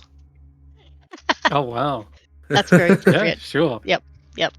All right. Absolutely. So he's got a little health and safety clipboard as a spellcasting focus, and it says on it, "Ark, stay safe," and it's got a big shark bite out of it. Love it. You can rename your Yeah. your oh, you've already done it, I think. But Yeah. yeah. Add that to your sheet. That sounds great. Love it. Okay, we will cut to the next morning unless there's anything else anyone wants to do. Sleep. Sleep it is. Take a long rest, guys. And to do that on your sheet, just click the little tent, top right of your sheet. And yeah, we'll figure out who is suspect in the council in the next morning. But let's see what's the catch like today. People were particularly grumpy all day. Is that bad catch? Wait, is this So catch not much thing better today. Is this replacing the weather thing from last campaign? Maybe. There's loads of different things you can roll for in this place. There's carousing tables, there's random encounters, but I'm trying to keep us focused a little bit on one quest at a time because it can get overwhelming, obviously, when there's like 20 different locations on the map. Well, actually 28. Anyway, the catch is just the kind of general mood of the Saltmire. So I know how to sort of roleplay most individuals if there is any questions you ask, like locals or whatever, what kind of mood they're in, effectively. And yeah, it may be harder to get information from them if they're in a bad mood, or easier if they're like in a good mood.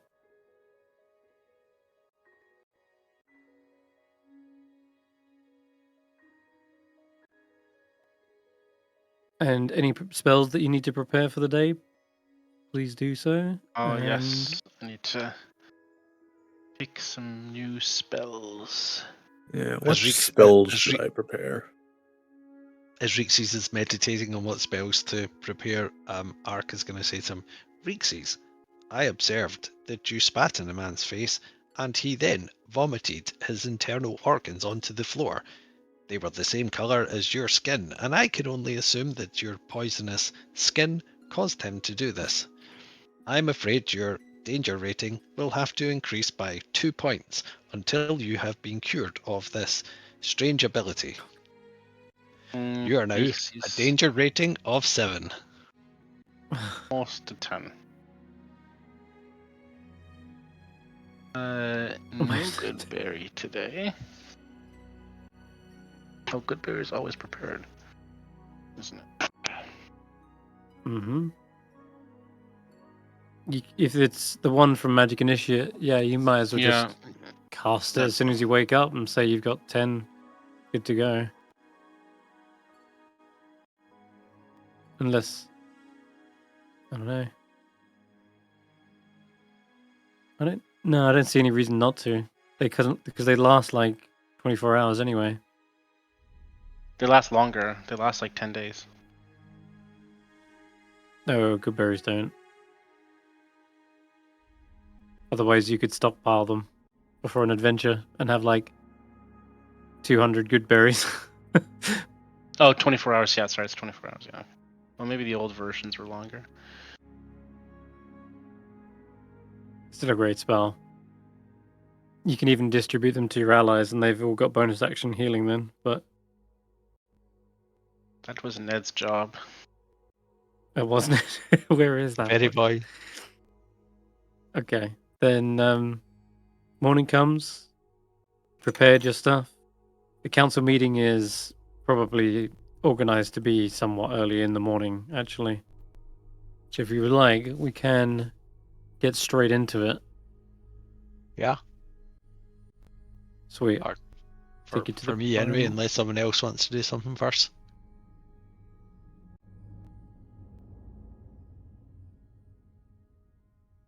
Nope. Nope, nothing in mind. For the council hall. All right. Locations Compass. in Saltmarsh. Compass. Compass. Well spotted. There is indeed a compass. A big one. It's like capital compass. This large brick building contains the offices of the town council and the chambers where they meet to discuss the town business. The hall is built from a sturdy stone and seems it's built maybe from like rocks and stone from the nearby cliffs and a variety of hardwood from the nearby cool marshes. A wooden sign depicting a net filled with fish hangs above a double door leading into the hall. A small tower rises from the building, housing a horn at the top, which is clearly blown to announce the beginning of a council session, since it is going off right now, like. And yeah, everyone's kind of gathered around. It sounds like someone is being given Employee of the Day awards. We should hurry. That is an exciting award. Hey. The town also has a sturdy but weather-beaten platform and gallows in front of the hall for use in the event of an execution. Such punishments are rare, but when they do occur, they draw in a large crowd. In any given week, there is a 2% chance of an execution. Let's roll it. No execution today. We're all good. So, yeah, it's easy to just get up here and into the council meeting. Okay. All right. Let's drag you up. There are plenty of guard around, and they probably ask to see some credentials, or at least ask who you are before entering. You're here for the council meeting. What's your names?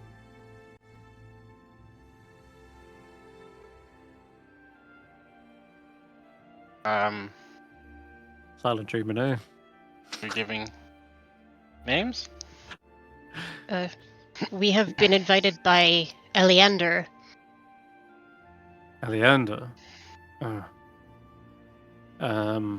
It as that kind of name is said aloud, you actually hear a voice from behind who says, "Yes, I met them the other day. They're with me." And you see Eleander Fireborn emerge at the top. Is good. It says, "You're prompt. Yes, you can come in. Please step up and join us for the meeting."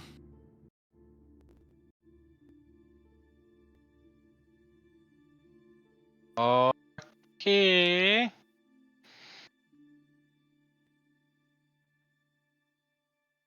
There are various clergy, just and clerks working all kinds of tables, like signing documents and discussing what looks to be trade routes, logistics, etc. Should I be seeing the roof? You should be going up 10 feet. That's what you should do, because those stairs are quite steep. So you want to go up a floor, like so. It looks like I'm hanging out on the outside of the building. Oh, there we go. No, I see the first or top floor. Okay. Yeah. Cool. You're on the technically you're on the first floor. Damn. No. You know, you want to go into the second floor. Oh my god. Maybe I just hide this first roof. That will have helped. 1 second. Levels and maps. Never easy. You skipped a floor. Let me just hide this for a second. That'll be easy. As for everyone else, guys can be weird. Back down to the first floor. Back down to the first floor. There you go. Alright, you should see the first floor now. Okay, see it. Cool.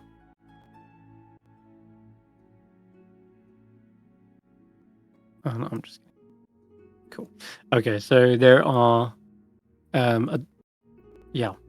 little waiting benches for the group, but they're already kind of hurrying you straight on through. Oh, okay. Elaborate candelabras light this place, though there's enough ample lighting through the windows. You need not have the lighting on right now.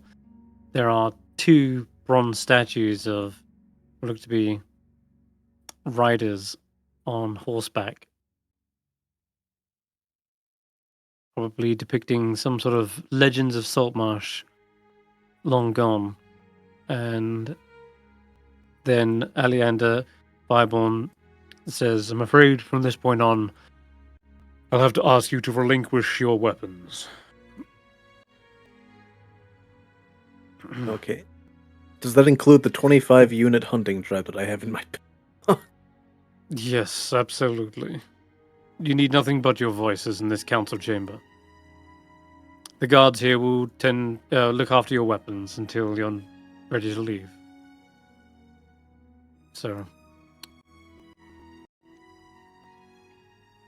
if you would oblige.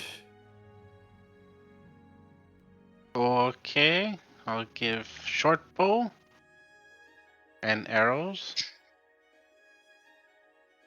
but I will keep my board. It's shield, not weapon.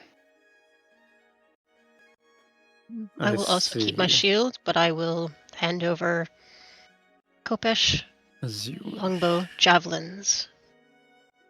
And I'll say to Ark and Blank, it is normal to disarm oneself in front of temples, as this seems to be.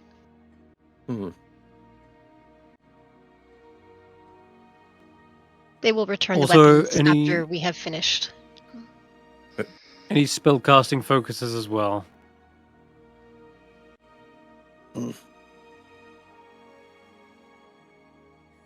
You will allow the... We're no strangers to magic. You will allow my friend Box to keep his list, of course. He looks at them questioningly, and despite it being in a very fancy disguise, that's almost more suspect than anything. And I will say that very, very clearly they have a mage come over. Where is it? Let's grab one of these guys. And he's going to give a cursory glance at your equipment. Ooh. Well, Yep, I think he knows exactly what he's looking for, and says, actually, that is a spellcasting focus. I'm going to have to ask you to hand it over. We don't want you charming any council members or pulling any fast ones.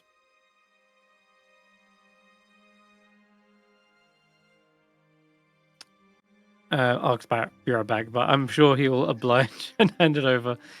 And the same goes for any holy symbols as well that are used for divine magic. So don't worry, you will be given them back once you leave.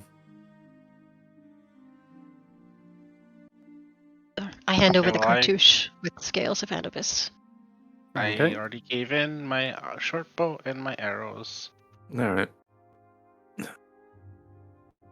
Blink will just give the quest arm, the short sword, the dart, the bone whip.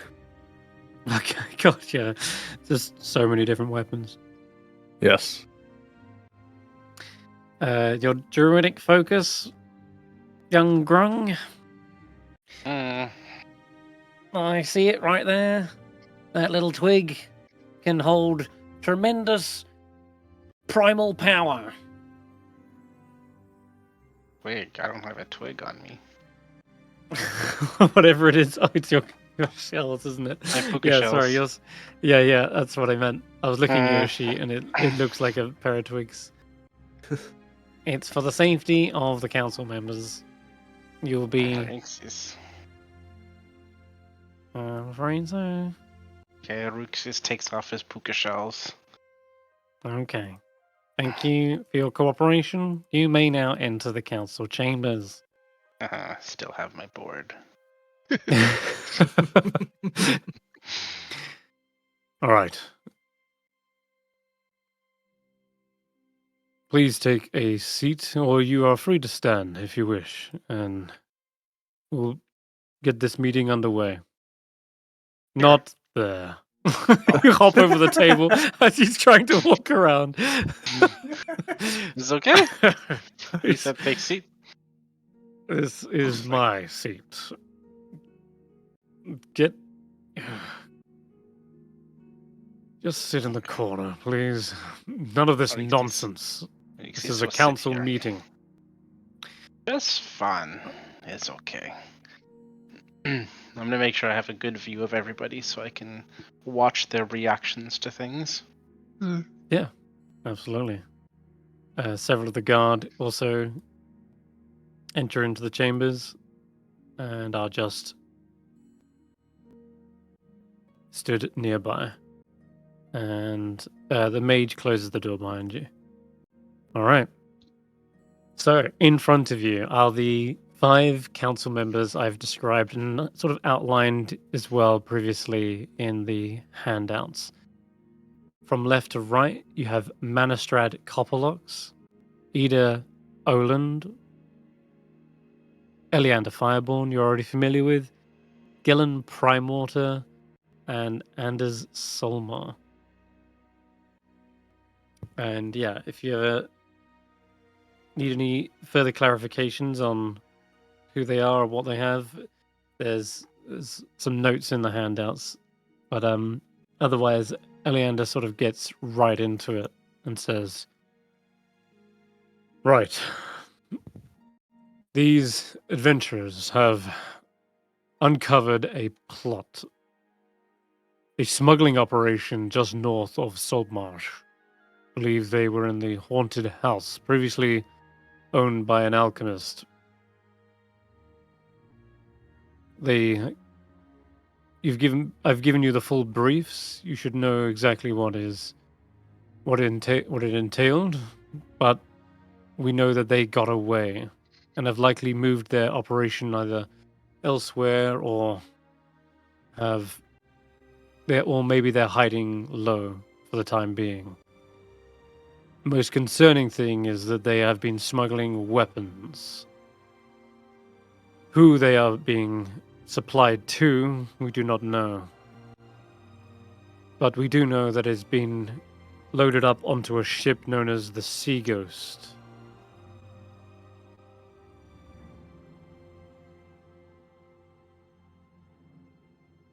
You mentioned you had some idea as to where this ship appears, or perhaps a way that they communicate.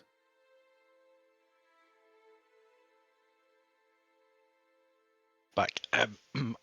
Who is it that's got the wee bit of paper? With The signaling shipping? system. Yeah, the signaling system. I can't Probably remember you. who put it. Don't think it's me. I didn't take that. Makes sense for Art to have taken it, given he's a map and sailor type. So we just say Art's got it then. So he sprouts up onto his little legs, approaches the table and says, "We uncovered a documentation which outlines their interdepartmental communication system. It seems somewhat primitive and should be easy to figure out. I will recommend that they use a more sophisticated one to increase their safety and reduce likelihood of people figuring No, wait, that doesn't make sense. And he sort of goes, Okay. that would be unwise. I am surprised no one interrupted me to tell me that I was making a poor operational decision. So I just realized I got to get stream off on here. Let me just check. You guys are in the right map.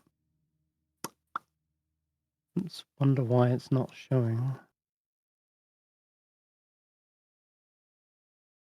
Oh, there you are. Oh, that's better. All right, sorry, I fixed it for stream. Okay, they look at the piece of paper if you've produced it, and it seemed like Anders on the right here is first to speak up and says, "A signaling system? How the? Those smugglers are more resourceful than what we gave them credit, it seems. They must be doing it by night. They got like a bullseye lantern here or something? If that's the case, then surely there'd be lights out in the water. Maybe we could spot them from the shore?"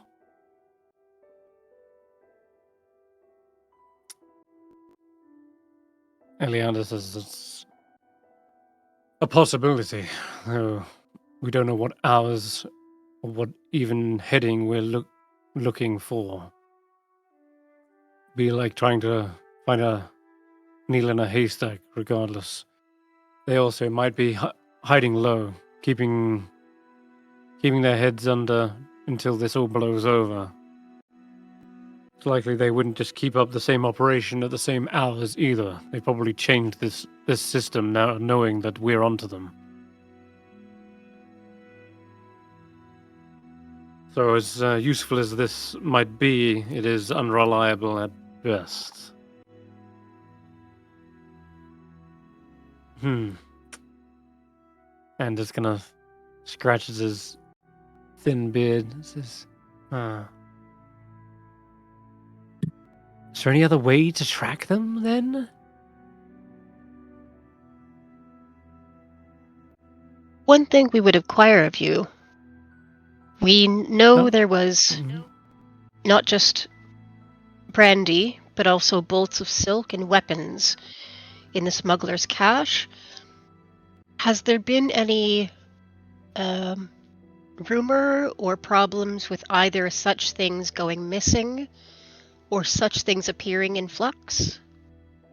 For example, a tailor with sudden bolts of cloth he should not have access to.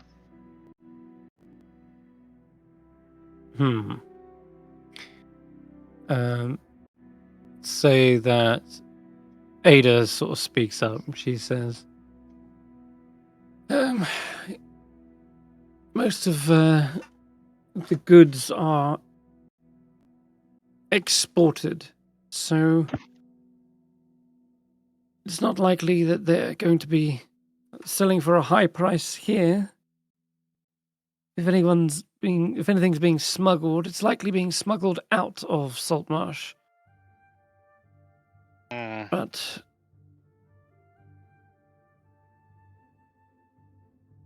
I have noticed business has started to boom recently. What with the Crown's mission here to expand on mining, it's harder to keep track of all the ins and outs.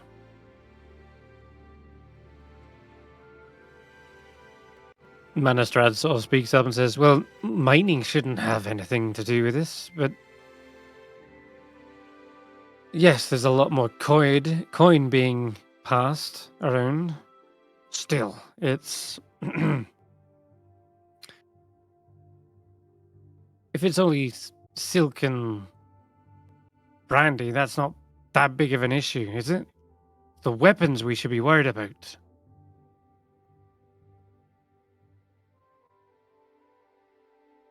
Maybe we double the forces of the guard? Call in reinforcements from the capital? prepare for an invasion. And you hear Gellum Primewater, this dapper-looking gentleman dressed to the nines, says, I don't think we need to be that extreme. We don't even know what they want to do with the weapons, if that is an invasion, as you put it. Might just be selling for a high price. There's plenty of pirates on the high seas who can make use of a rusty scimitar, I'm sure. It is true, we do not know the purpose of the weapons, whether they are for a single army, an invading army, or just to be scattered to the various brigands about the world. But you say you have no indication of shipments going missing? Nothing at all? That seems strange to me. I would think as the ruling council, you would know everything about this town. Ada says, well, there is smuggling and then there is thieves. They're not quite the same. Smuggling implies, bringing in goods from elsewhere, selling them at a higher price, or moving illegal goods like stolen artifacts and such. But there is slavery as well is a problem. In the Seven Seas, there has been known to be smuggling of people, and the punishment for that is much higher and a much higher priority. As for missing things, we have had reports of weapons being stolen from the barracks. Eliander says, yes, it's true. Barracks have had longbows, quivers, pikes, and the like go missing. We've redoubled our efforts to make sure that our inventory is made secure. However, this doesn't mean that anyone is to be accused, but the blacksmith has also had break-ins and likely stolen goods as well. We've tried to follow up on these, but to no effort. It's just little information to go on.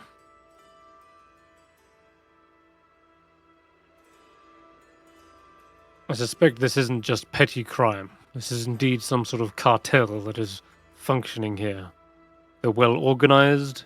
They know Saltmarsh as well as we do.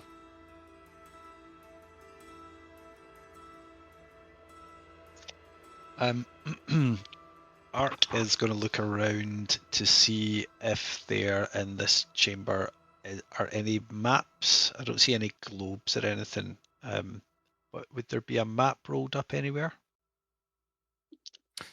If you would like to request one, they can. Yeah. Okay. Yeah. Fetch one for sure. And he says, it may assist us in our investigation if we could look at a map.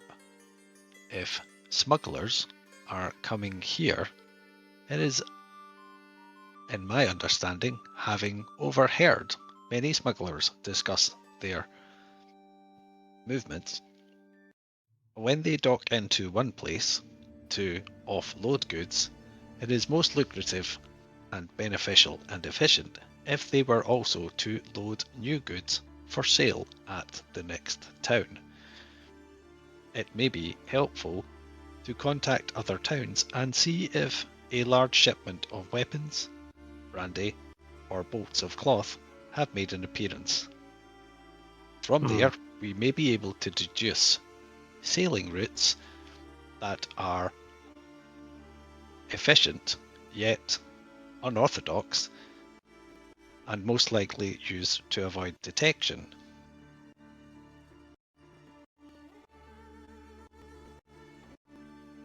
We have a map. They do pull out.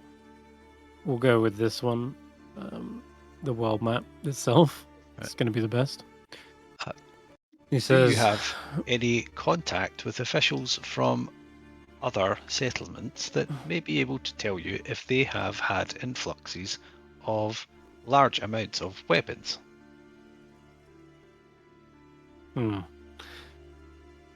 We regularly stay in contact with Blakely Castle and Weep, and we've had no such warnings or alerts that influxes of weapons have been detected, no. As for brandy, silk, and the likes, textiles,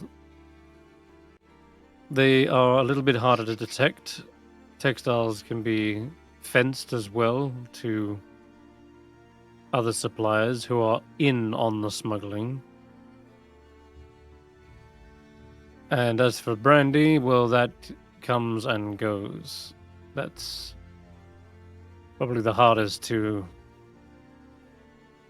what's the word? Police. As the stuff gets drunk and bottles are thrown in the ocean, but certainly Blakely Castle does enjoy a good drink. Weep, they have all sorts, all types, and Blakely Castle doesn't really have a port either. Any transport of goods would be done by land. So if they're smuggling out onto a ship, the Sea Ghost is likely heading to either Weep or perhaps even out to Gunderland, but that's the next nearest island. Of those two locations, which would be the most lucrative to take things like brandy or weapons or bolts of cloth? Most likely Weep. But let's say we nail it down to they're smuggling to Weep, which, by the way, has very high security, at least in terms of magical goods, that's for sure.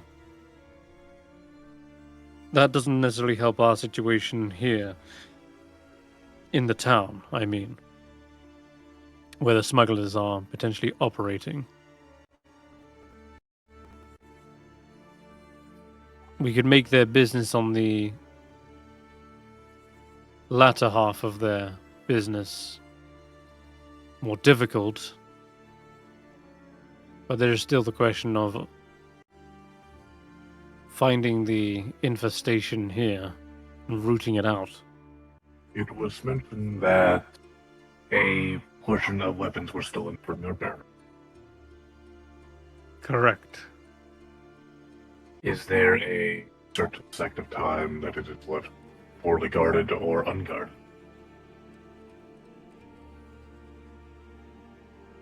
A certain set of time, yes. We put the recent break-ins at a 10-day ago.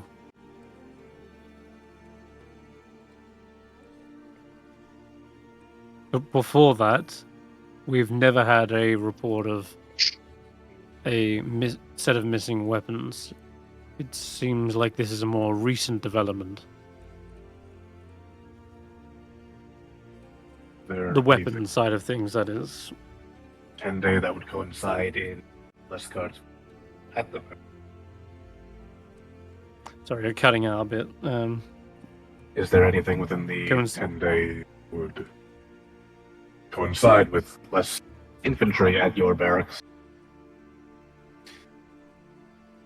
No, there isn't. We've kept the same patrol and guard routine for generations.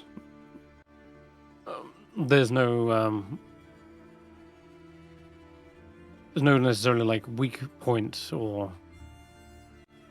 and the like. There's not much can be done anyway. If the damage is already done, they've already got the weapons. We've already done our best to double the the efforts on maintaining a secure inventory. And we haven't had any further attempts made. Not now that we kind of have better prepared ourselves. But that doesn't stop the shipment of weapons still being a major problem. No, my belief is perhaps there was an insider who know when to strike.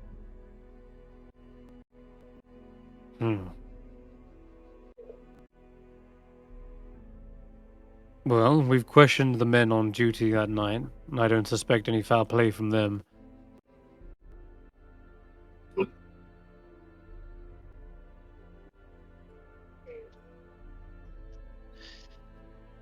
You say the guard has not changed in a very long time. Perhaps this is the problem? Is it predictable? Easy to work around? Do you change up the patterns, the schedule? Have floating guards during the change of shift? That may be so. It's likely, as I've said, this cartel knows Saltmarsh as well as we do. And it's probably the reason why they were able to pull off such a seamless heist.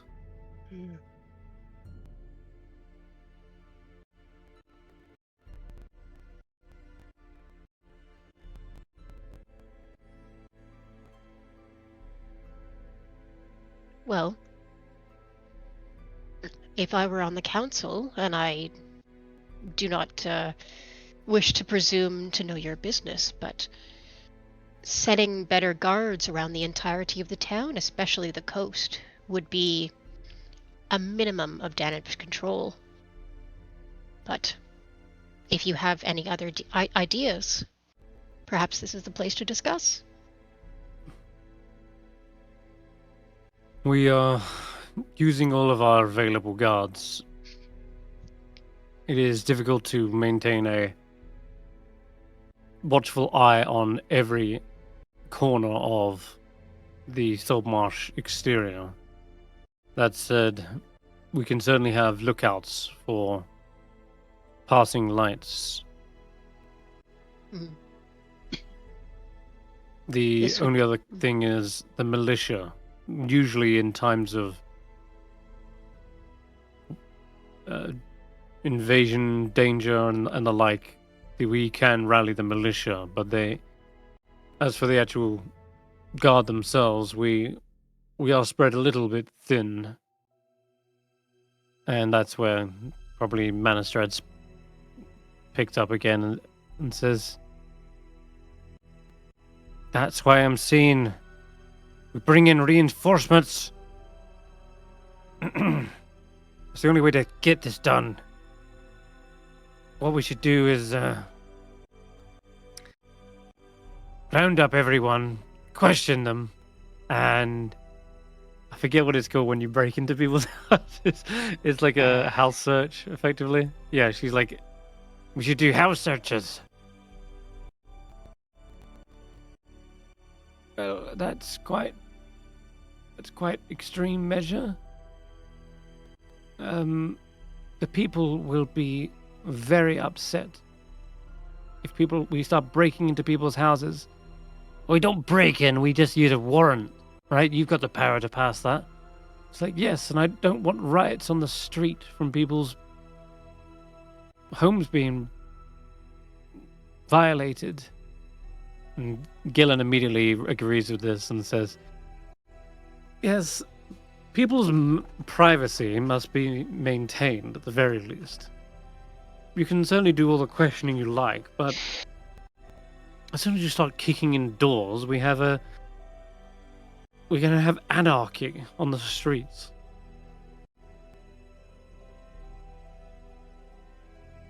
Manistrad kind of like thumps her fist on the table. Well, how else do you propose to get it done?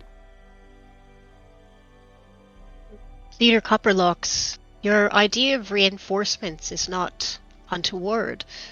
Perhaps rather than searching the people, though, simply maintaining the lookout, as was suggested. If you have staff, perhaps they can maintain a better watch than has been present.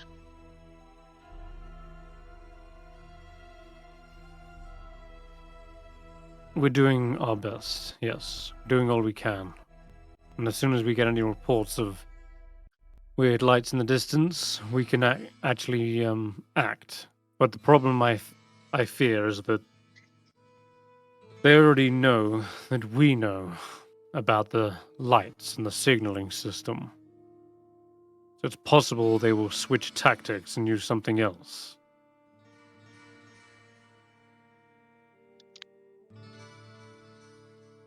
Is anybody... It'd be foolish to just keep doing the same thing. Since I'm not talking, but I'm just watching them, is anybody reacting in a more suspicious manner than just this is official business sort of thing? Yeah, go ahead and give me an insight check, Reekses.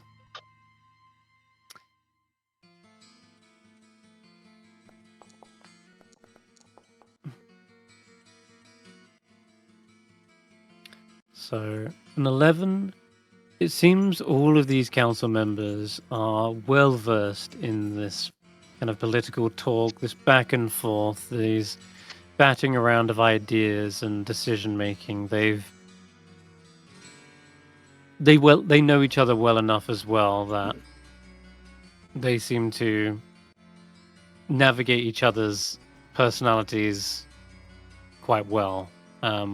Clearly, Manistrad is one to get shit done, like right then, right now. She kind of is a sledgehammer when it comes to solutions. But you kind of already had that, told by Eliander. So there's nothing new there. The only other thing you're picking up on is that Ada seems to be concerned about the people. Clearly, she puts them first. Like, we can't just break into people's houses. Like, that's... She clearly wants to please Saltmarsh, the people. Eliander's clearly very pragmatic and almost thinks like a tactician, a strategist. Like, he's pointing out that just knowing the signaling system is no good because they're going to know that we know. It's that whole spew that you had earlier. The other two, you haven't got quite a read on, other than that Gellin seems to agree with Ada. Anders seems to be the youngest of all the council members, so he's less experienced, and so he hasn't raised his voice in as much of this as the others. He's going to ask something, Blink? I've been eyeing up Prime Water start. I want to roll insight on him. Yeah, please do. In fact, whilst you're doing that as well, the door does open and a butler walks in. Oh my god, nat 20. Okay. I'll get to Prime Order in a second. You just see that this butler offers you guys tea and probably a water biscuit of some kind. But Anders says... Oh, go on. Reekses will have the tea and the biscuit. Nice, okay. Amonet will have that too, yep. She's not going to turn down free food. Yes, sorry, this is my butler, Scarin Wave Chaser. And yes, I'll have a tea. Thank you, Scarin. Of course, Master. Has the council meeting been productive so far? Well, somewhat. We're still no closer to getting these smugglers rooted out. Someone brought up the idea of doing home invasions, but other than that, I've not got any ideas myself.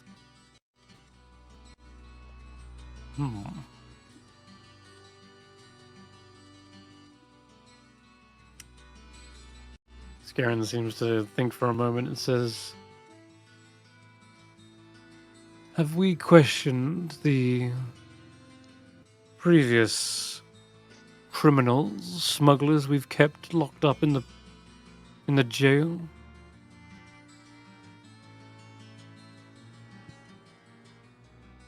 And it says, yes, we've questioned them, right, Eliander? Yes, we can't get anything more from them, though. Most of them seem to keep their lips sealed shut when it comes to who's running this show. They are refusing to rat out their superiors. Gellin says, maybe they can be bribed, perhaps. And, after all, a little bit of coin can loosen their lips. Blink at this point. You see Gellin is probably eyeing up the butler at this point, and you see he comes over with a cup of tea for him. And just the way they kind of exchange looks, you kind of pick up on something, as though Gellin seems to know Scarron quite well, even though he actually is Anders' personal butler. And Gellin probably says, oh, thank you, Scarron. Otherwise, there's this general formality. There's a formalness between everyone else with Scarron and the council members. But Gellin and this butler seems perhaps a little bit more familiar with each other. The only other thing you pick up on Blink is that he sort of laughed at the matter of like an invasion. Like he laughed it off as though it was a joke. Like as if he's not really taking the situation seriously.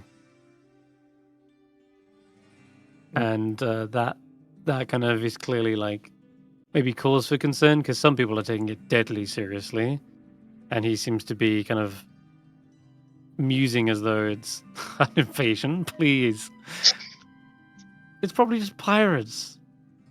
So if anyone's downplaying the severity of the situation, it would be Prime Water. But Copperlocks is upping the severity of the situation by like saying it's an invasion. Like she's kind of more extreme.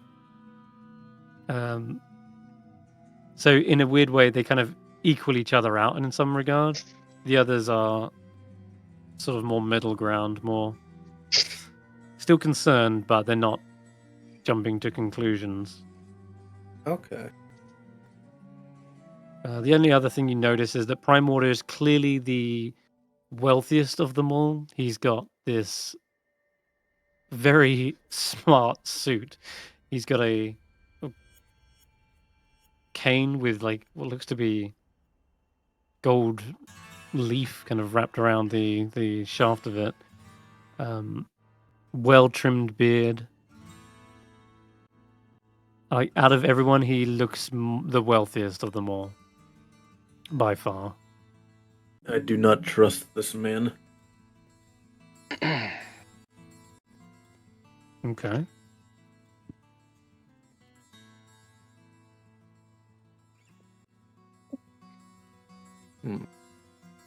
Any other questions you had? Is Ark or Amonet also attempting to sort of read the room or eye people up? I mean, Amonet has kind of been just trying to see who's answering her questions and like who has ideas, and she's not terribly impressed by the plans that none of them seem to have any idea of what to do next. Concrete. And she's put forth all these suggestions and none of them have had any solutions, so she's putting all of them except for maybe Manistrad under suspicion because they don't seem to take it seriously, and she's like, well, that's suspicious. Right. But can she, does Manistrad seem upset by the theft or by the smuggling? Like, why is she so heated? What is she reacting to? Yeah, I think earlier you did hear from what was it called? Dagdra. Dagdra Deepforge. She said that the mining operation has also been there's also been pickaxes and shovels that have been stolen, and so yeah, she's also a victim of this smuggling. Out of everyone, Eleander Fireborn and Copperlocks have had direct they've been a direct victim of this. Like the barracks and the mining operation have both had stuff stolen. So that's probably why she's a little bit heated. Fireborn is clearly much more experienced in and keeping a calm, like a tactical kind of calm. Copperlocks is again much more like just wants to get a solution, just wants to get it done, and is picking the most quick and the quickest fix, even if it comes at the cost of pissing everyone off in the town. Yeah. Which Ada does not like the idea of at all. She's clearly against anything that would upset the townsfolk. And Gillen agrees with Ada. Yeah, he's not taking anything seriously, really. Okay. I recall word around town. Yep. I recall word around town. There is a rumor of the Prime Waters being involved in. There is a rumor of the Prime Orders. Okay. What is that rumor exactly? Let's find out a second. And are you bringing that up? This is out of character at the moment. Out of character. Okay, out of character. Let's see. Locations in Saltmarsh. So yeah, the Prime Orders have a massive mansion and estate. The Prime Orders, however, are actually well-loved people. They are well known for hosting parties. They've got a feasting hall. They've done extravagant events and feasts at least once per week. And they're headlined by food and drink brought in from distant ports. Their cook has almost got a name for themselves at this point, a young gnome named Feliza. And sometimes they'll even hire adventurers to find rare herbs, meats, and other ingredients for her dishes. So, as far as you're aware, the Prime Waters are some of the town's favorite because of how much they get, how much they kind of generously donate to the well-being of Saltmarsh. I remember it was the rumor. Yeah, I will say the rumor is that the location of his house happens to make a convenient, like it makes a convenient location if you picture it on the upper end. Where is it? I have to go back to the map. Yeah, I'll just take you there real quick. Eliander's house no, sorry, not Eliander's. Prime Water Mansion. Here. It's on the waterfront. So it's backed up right onto the docks. And there's loads of smaller piers as well, as there's this kind of rocky cliff face as well, which it's nestled on top of. Okay. But the same could also be said for Oland's house. Ada Oland, who's also by the waterfront. Drover's house. Even Cobber's Cove. Cobber's Cove.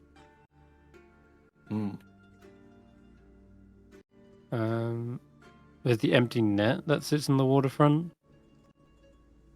The Green Market is just a series of stalls and stands, so that's not anything. Okay. I think it would be interesting to see the where the weapons were stolen from the barracks. Did they say, was it a cache of weapons, a cache of weapons, or was it or was it just ones that were lying around that were sort of gathered up? One second, actually, before I answer that question, I actually think you're also thinking of Winston's store. I think I'm actually thinking when you were asking, because when you came into town, you passed by it, and Reekses had mentioned owner of this establishment, blah blah blah. Crispin's Lawrence wasn't there.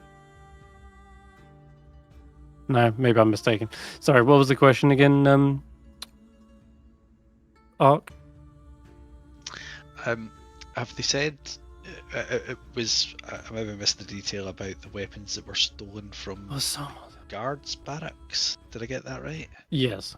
Yes, there were weapons stolen from the barracks. Was it like a big storage amount of them, or was it just 3 or 4 swords? Or no, we're talking about a substantial amount, like enough for a shipment of weapons. Right. We're talking bows and a whole like outfit of pikes. Yeah. So that shit didn't just walk itself out and onto a ship. There must be a way they've got it there without being seen. So maybe we go to that and have a look. Specifically, we wouldn't say it to the council, but to go and look for a hole in the ground, a lead into the sewers, that kind of thing, and see if we can see any clues. It's maybe a lead not to forget about. It is not a lead to forget. No. The only thing you can... I'll only bring this up so that you guys can make the decision, and that is that Dagdra mentioned not bringing up everything with the council members because they wanted to catch the smugglers before they had a chance to react and go into hiding again, much like these kind of dead ends have felt with Sambalay, right?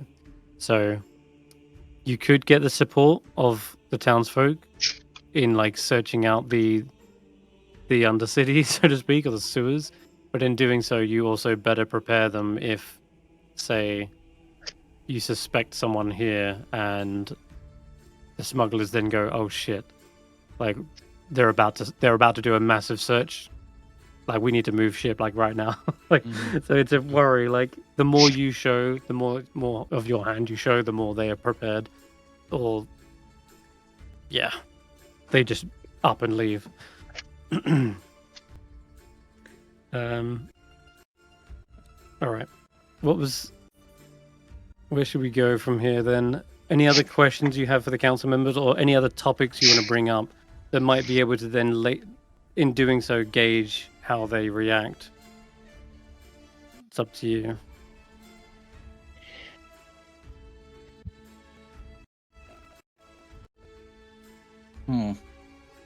If not, I will simply have them kind of go back and forth until something piques your interest.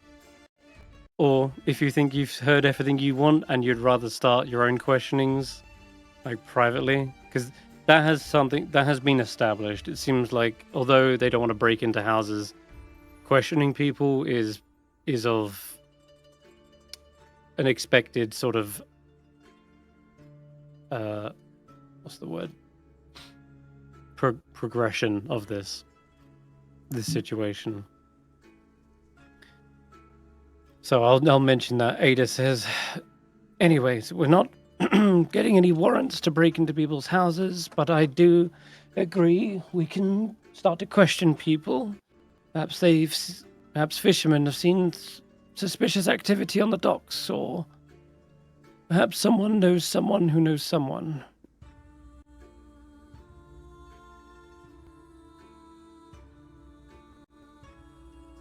Eliander says, oh, well,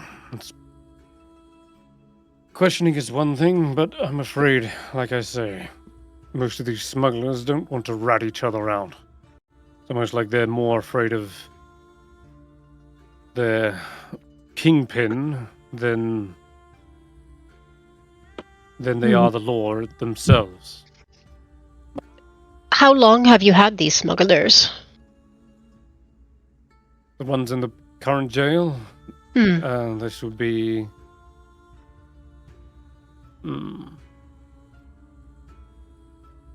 say 4 years that one of them's been in there. That's 4 the years? I can... Good gravy.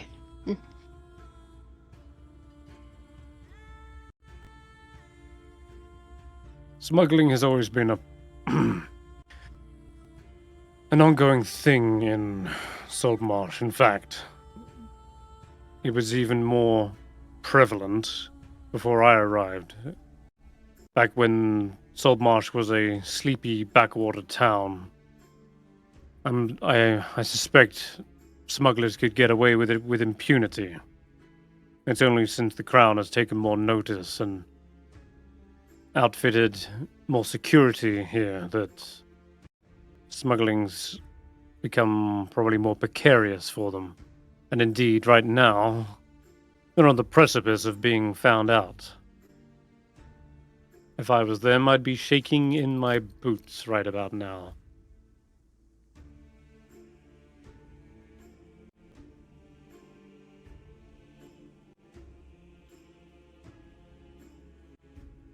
Gillen says, yes, I'm sure they're positively terrified right now.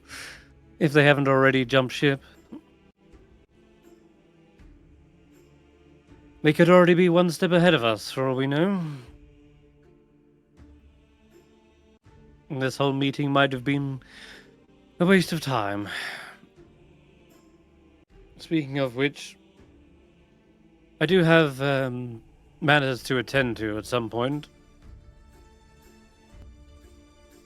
I'm hosting a wine tasting party if anyone's interested. Anders is like, yeah, actually, I'd be down for that. Ada's like, can we get this meeting back into productive series of questioning rather than talking about wine? Well, like, you're derailing the whole thing. My deepest apologies, Ada. Yes, we should make one last decision as to where to go next.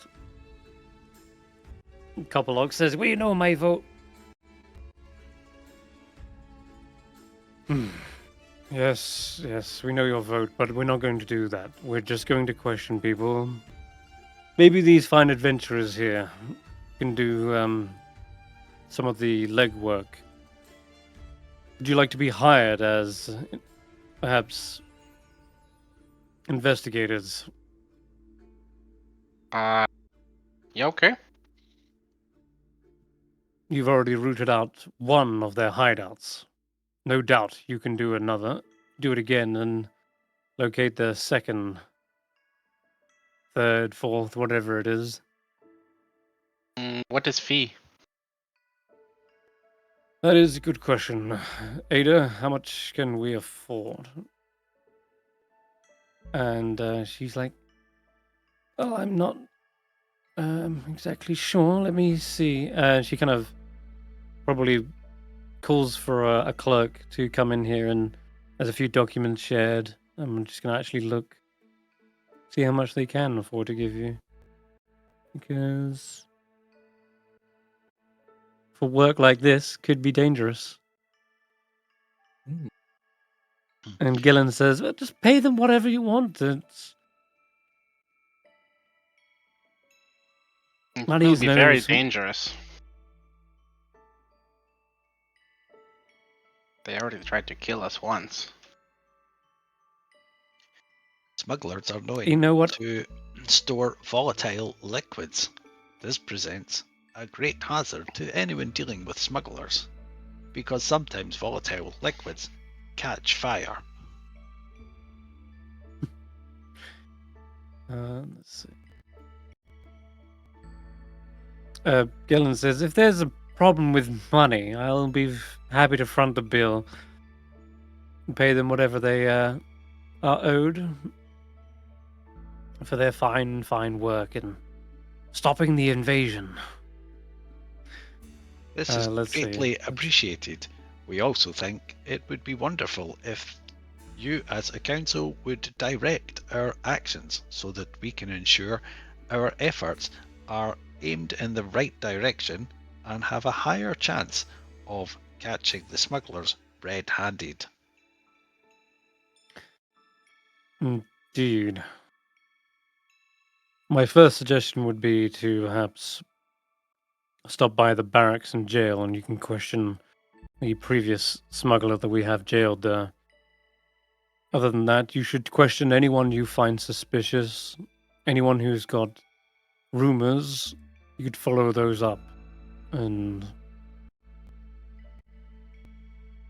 in cases where you need to search a house, you'll have to get a warrant. That can take several days to acquire, however.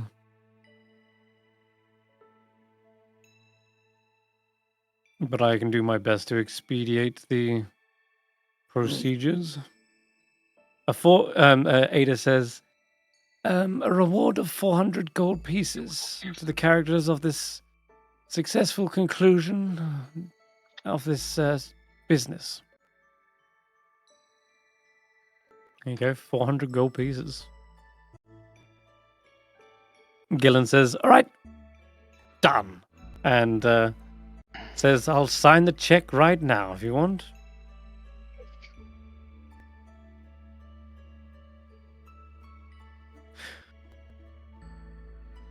Money up front, good? Oh. Yeah. That sounds good. Was not expecting money up front. Yeah, wait, this is supposed to be once they find the smuggler. Money We up will front is good require... too. Yes, Equipment. we can Equipment provide... costs money. Mm-hmm. What's the... Hold on. Sorry, what was you saying, Amonet? We can provide an inventory of how the money is used, but yes, we would need it in advance in order to purchase materials, possible bribes, transportation. Bribes. Very good. See, I like these adventurers already. They know how to use money. I respect that. Here you go. You can cash this in at the front. And he slides a check of 400 upfront payment. And Fireball's like, this is highly irregular. But I suppose since you're fronting the money, Prime Order, you're good for it. Amonet should take no money. problem at all. I want Saltmarsh to remain as safe as possible and its people to be feeling secure and happy. If rumors get around of smuggling, then yes, we could have some very unhappy complaints coming our way, and that means more work. So, the quicker you get this done, the better. All right. With that, I think that's everything. Anders is still kind of unsure. It seems like he has more questions to ask, but he's kind of... All right. I mean, I can also ask my crewmates as well. Keep an eye on the waters too. I own a number of shipping vessels.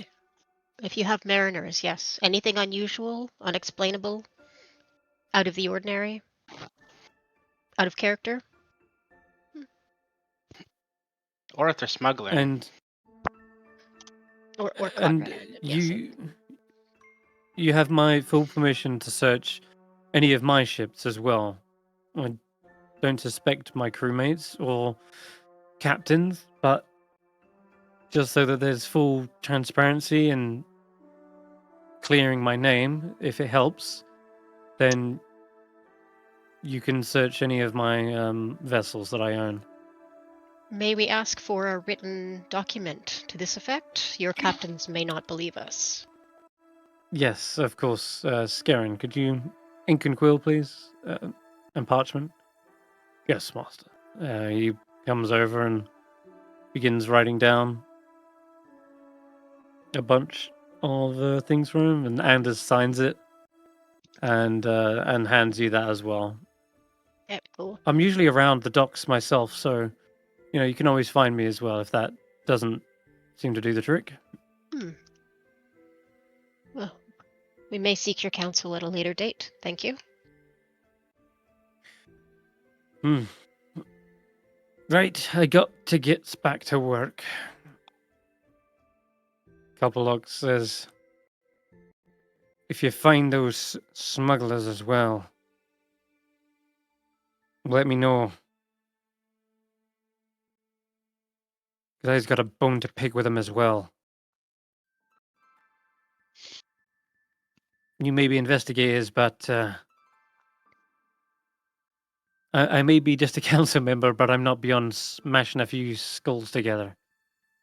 And she gives you guys a wink and then heads out. Okay. Please mind the stairs on your way down. Stairs can catch fire? We should test this. Test it. No.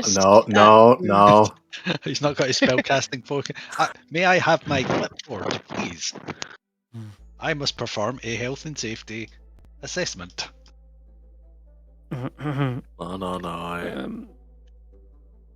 Grab the box, bring him back in. She's like, I can manage the stairs just fine, thank you. This isn't some sort of short joke you're making, are you? Is my That'd be rich coming from Ark. Yeah, it would. That'd be a bit weird. So, just before you're all heading out, Ada says,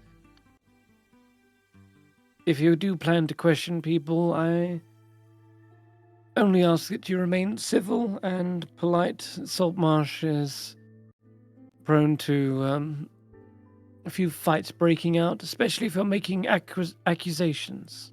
You understand? We shall not set fire to anyone we question. Right. I've seen coming in the city. I've heard of a bar brawl just the other night. Reekses is not so sure about the fire promise. You're crackling up a bit, Julian.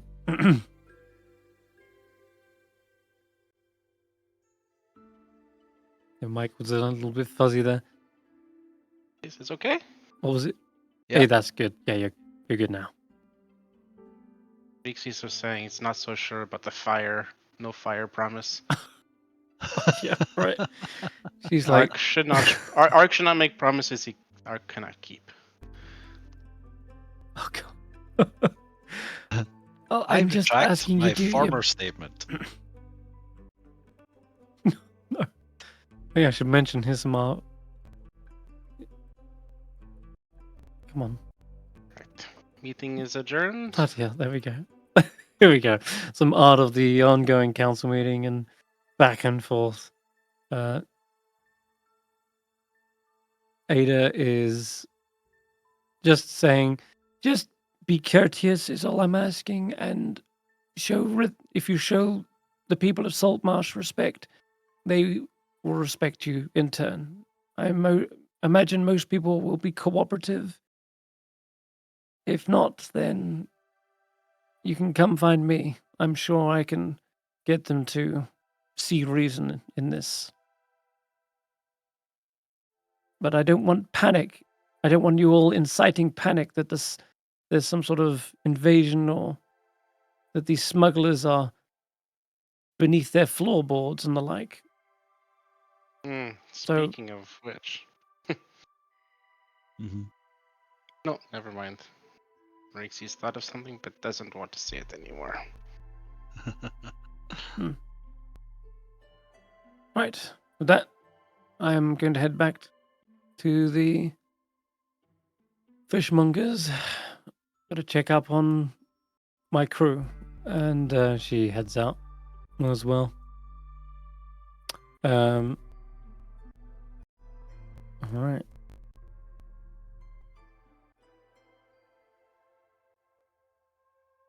Anders is kind of giving you his signed thing. Skerin will follow them out as well, the butler. And Eleander sort of pinching the bridge of his nose, as though he didn't feel like he got what he wanted from the meeting either, Amonet. Gillen Primewater is up on his feet, kind of adjusting his suit, and says, "Oh, and of course, all council members are invited to the wine tasting, so if you feel yourself needing a little bit of liquid courage, to say or something like that, for all the questioning you have to do, then come by and feel free to join in the wine tasting." I'm not familiar with the wines of this area. I should be curious. When and where is this encounter to occur?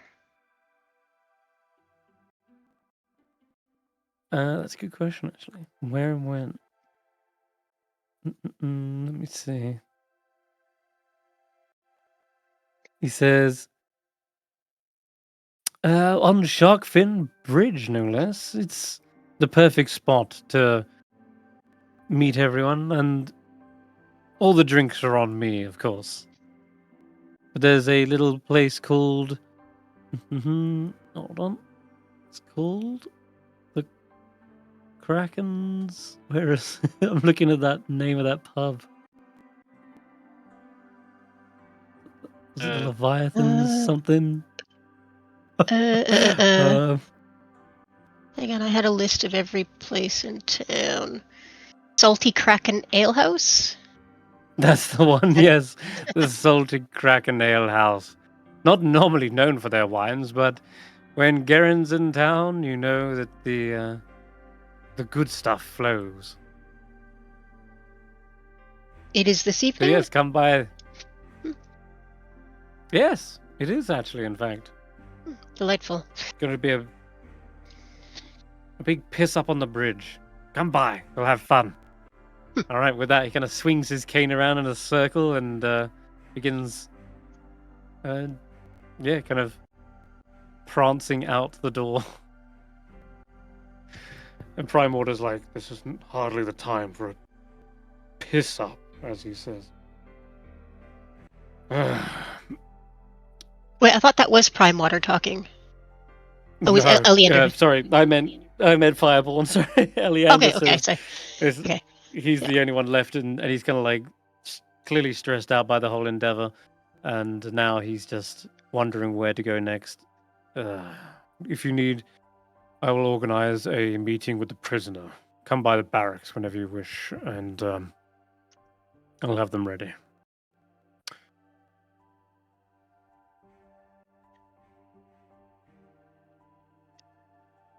Okay, we may do such. Yes. Mm-hmm. All right. Who's looking after this gold as well? I should ask. 400 of it. Amonet. Amonet? Yeah, I thought as much. Sure. Yep. I'll keep a separate tab of that 400. Thank you. Oh, okay. I put it on your sheet, but yeah. Okay. Yeah, I'll keep a note and maybe in the journal.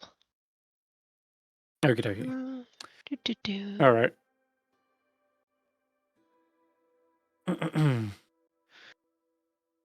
All right. Anything else you guys want to do? I know that was a whole lot of talking, but no, good. I think we've got some couple of clear options. Okay.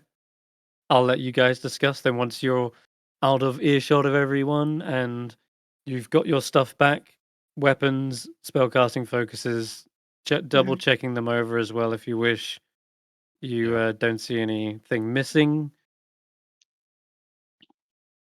So, well, yeah, you're all good. You're all set. So, what is plan now? Well, we can perhaps question the prisoner. I know not what other leads we have. Question, prisoner. Investigate under the grill. Mm-hmm. Explore the barracks to see how weapons were stolen and relocated. Or hunt a crocodile and burn it to death. Yeah, completely sidetracked yourself right now. Fuck it. Screw the smugglers and just go hunting crocodiles. Like, Perhaps start with prisoner, and then move to barracks. Affirmative. Hunt prisoner and burn them to death. No, that's not correct. Speaking of which, I haven't rolled my D4 for after the long rest to see what my glitch power is. Incoming D4 is a 3. Let's see what we've got. What's it called? Corrupted hardware. It is. I gain resistance to force damage and can cast Shield of Faith on myself without expending a spell slot. There we go. Handy. That's handy. okay, sweet.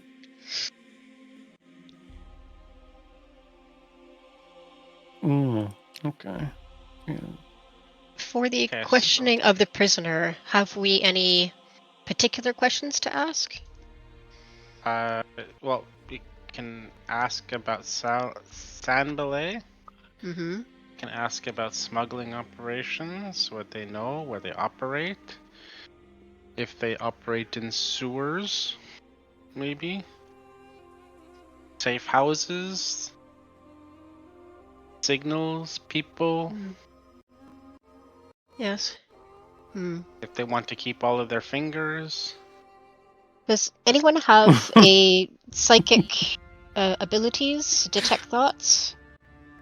Blink, I know you can speak to them. Can you read their thoughts? If they are willing, yes. Hmm. It's technically telepathy. Perhaps we could use this somehow to convince them they should speak to us? Yeah, like, technically, if I wanted to be meta, Blink would know what everything you guys are thinking about.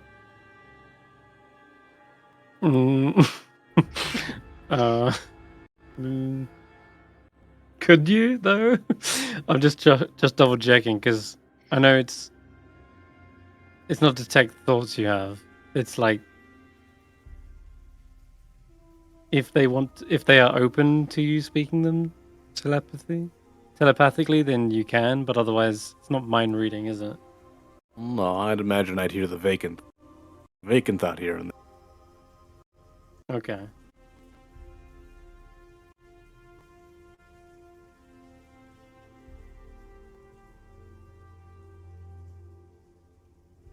Well, still.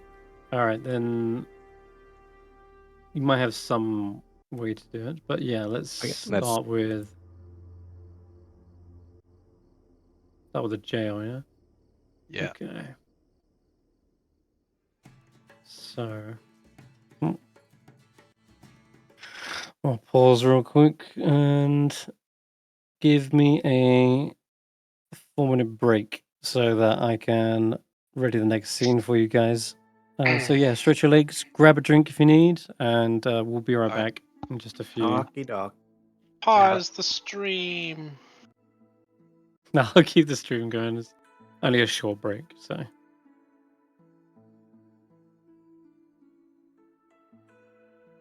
Okay.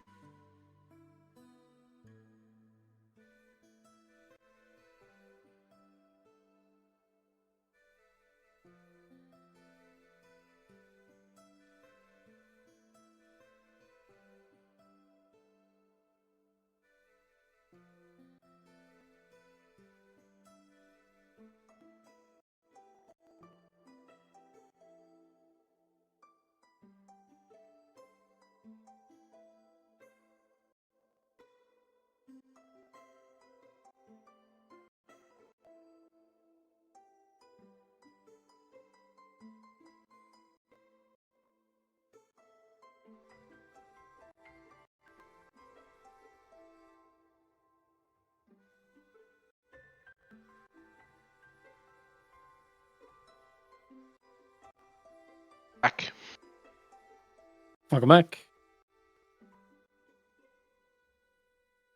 Okay. Grab you guys.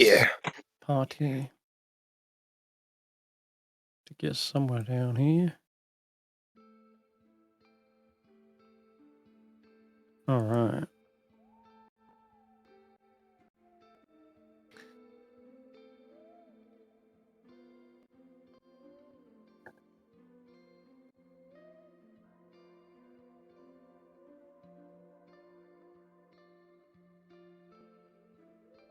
Is Amonet back? Yeah, I'm here. Welcome back. Good. Okay, cool. In that case, then I think got all the people we need. All right. Wait, Graham, you back? Yep. Oh, your mic was a bit crazy then, but yes, I think you're there. Everyone today. Sweet. Okay, so you arrive at the barracks. There's a well-enforced building. Guards are obviously everywhere. Then, since they've doubled the kind of effort here, and you head up to the main entrance or the side entrance. There's two really you can go in through. At the moment, I just positioned you on the side, but I guess this is side, where they wherever would we're have. wherever we're closest, I guess. Yeah. Yeah. Okay. Is your kind of led through here? If you're going right there, as I would say that Eleander Fireborn is sort of with you, then it only makes sense that he would seem forthcoming and says, "Well, prisoners down below. I can take you to that level. It's just down these stairs. Now, most prisoners are either shipped off to Weep, where they are sent to the island. There's a prison island there. Oh. You keep these ones for 4 years, you said. Yes, well, that's because they're actually home to Saltmarsh themselves. Local prisoners stay local. Mm-hmm. Now, if they were non-native, or if their crime had been particularly heinous, then there's likely either an execution involved or they'd be shipped off back to where is it? Blakely Castle. They handle more of the hardened criminals. But anyway. So petty regardless, for crime smuggling, and petty local crime stays here. Yes. Understood. Precisely.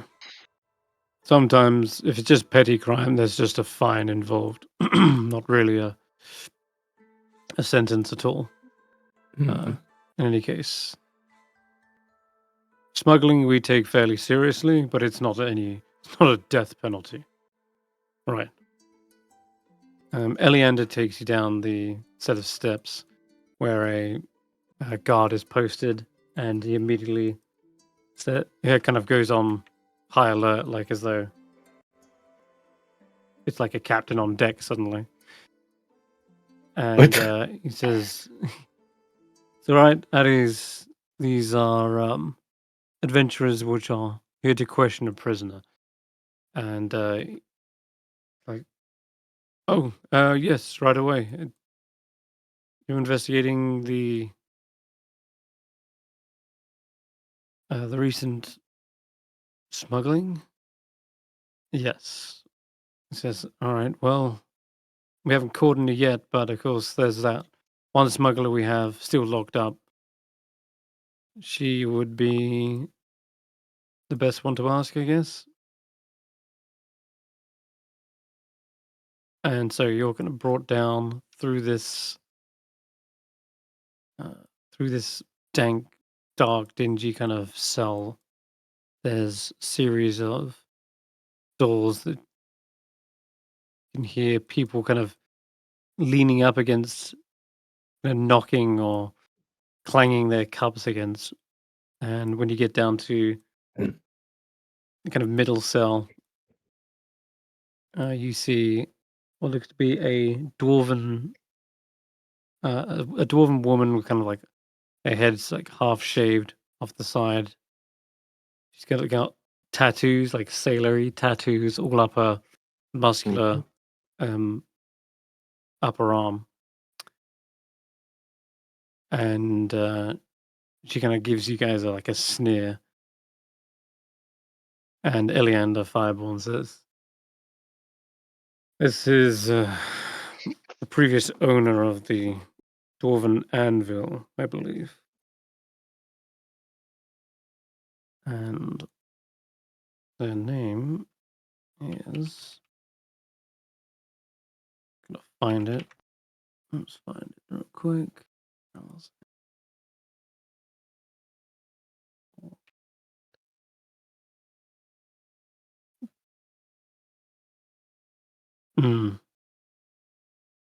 Corda Glintstone.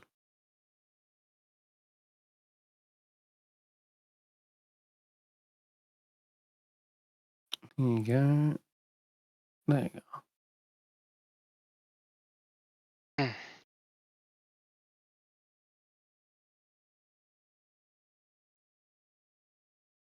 I haven't got token for her, but here is some art in the side in the logbook. I'll put them in there. Corda Glintstone. Okay, There you go. Oh, they're tiny. They're tiny, did you say?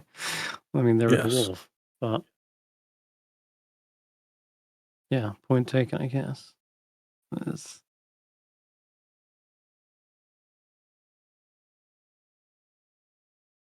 here we go. Prison. All right. So, this is Corda Glintstone. They are previous owner. I had believed that the asked previous them. owners had passed away. Is this not true? A lot of them had. This one still remains. And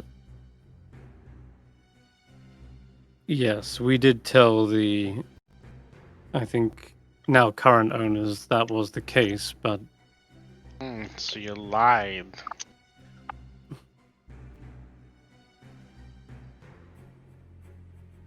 It was a reason of security, not because we wanted to sell more property here. It's called fraud. More of a security reason. Call it what you will. I call it fraud. Either way. Hello, Corda.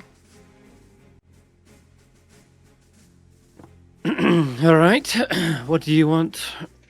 You come to bail me out? I don't think so. Not on the list. But unless you give us reason. Or money. I could make it worth your while. How worth their while? Oh, I don't know. I'll double whatever my bail is. Just don't ask too many questions. Bail is 5,000 gold pieces. 5,000? When did I become such a high-value prisoner? Interest? I think it is perhaps your connections rather than yourself. I should not be overly proud. We're still here. I see.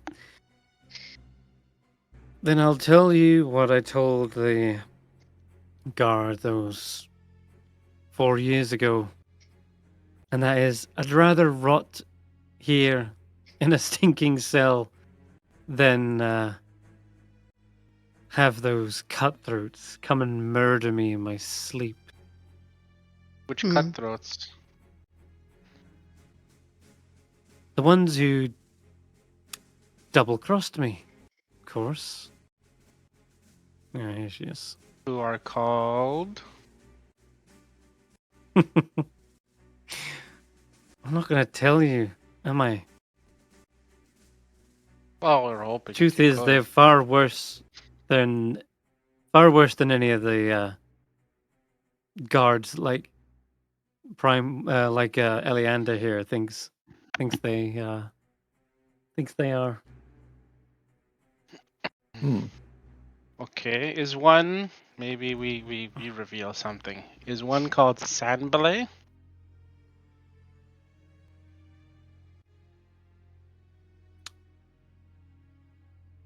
Salmonella? What? Is there any recognition when I said the name? Yeah, you can roll an insight check. All of you can, I guess, since you're kind of all present. Oh no. Rolling's like so bad. It's a little bit rough. Somebody get a that's high no one. good. Oh my god, 12. nobody above a 10. A blink on a 12. I'll, That's yes, On an practically a plus. Yeah. The crazy part is she's got really good deception. Like, holy hell. But I don't think she's giving away anything. She's sort of saying the same thing you said when you first heard her, that name. Like, mistaked it completely. But in any case, she says, even if I did know a whatever his name was, knowing him wouldn't change anything. He is probably a smuggler, and smugglers are hard to find. We found once. Which means he got probably careless. Maybe he got too big for his boots. But he's unlikely to make the same mistake twice. Oh, now you can Smugglers make different don't get a mistakes. second chance. You might. Oh, really? Mm. But if I did, is this gonna lessen my sentence or get me out of here? Unclear. at the Fireborn says, I moment. make no such promises. Yes, I make no promises there. Depends on how useful your information is. See? You be good. Tell us information. Maybe. Monsieur Fireborn here is going to be good to you. Maybe not less than sentence, but maybe slightly better food. Maybe a wash. That's worrisome, actually. Why? I'm worried that if there's a visible change in my accommodation, they're gonna know I squealed. And of course, I'm stuck down here. And they already got into the barracks once before, didn't they? There's no stopping them. If they want to come in here and kill me, they probably could. At that, Ark picks up and he says, then I believe you have just informed us that we will have leverage over you if we were, over the next couple of weeks, to bring you supplies and rations and nice bedding. This may cause suspicion to be aroused, and likely you would befall some kind of accident or meet a hazardous death. I shall go and prepare some soft duck down pillows. No, don't. I want my freedom.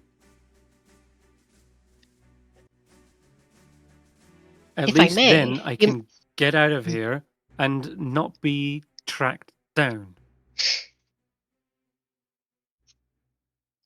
You do have leverage.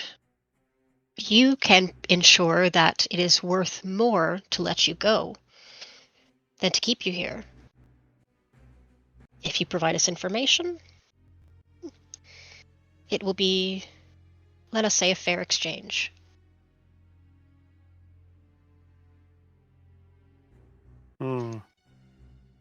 Give me a persuasion check then, Amonet. Can I help with that? Yeah, you can roll a Advantage. persuasion as well. Okay. And if you get a good enough roll, I'll say they can have advantage. And that is 15. That's what you needed. So yes, you can roll advantage. Okay. Amonet. I will try 17's again. already good. 17's great. Yeah, you maybe don't need it. Just in case it get higher. We'll see. 17. We'll stick with the 17. Okay. The only other thing you can do is if you wanted to add guidance, that's also a possibility. You do have your stuff that. with you now, so. I don't have guidance yet. Oh no, no, the group doesn't. This isn't a guidance group. Yeah, cool. Okay, 17. Right. She's clearly pondering this for a long time. Long enough that even Fireborn goes and sits down in one of the chairs because it's fucking killing him standing on that one leg. He plonks down on a stool, and you see she kind of leans in closer, steps up right against the cell door here, and says,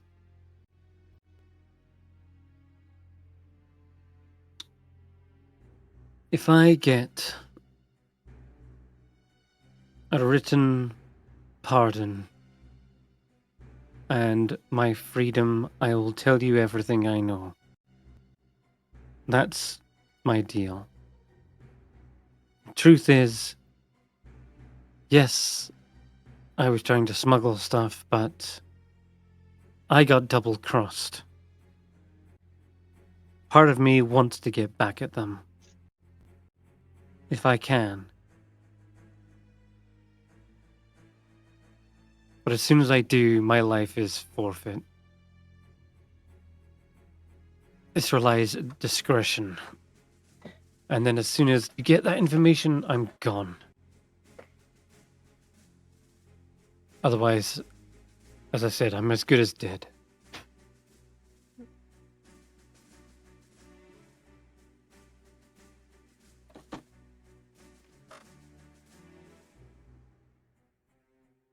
Have you a place to go? Were you free? Yeah. The ocean. The open ocean.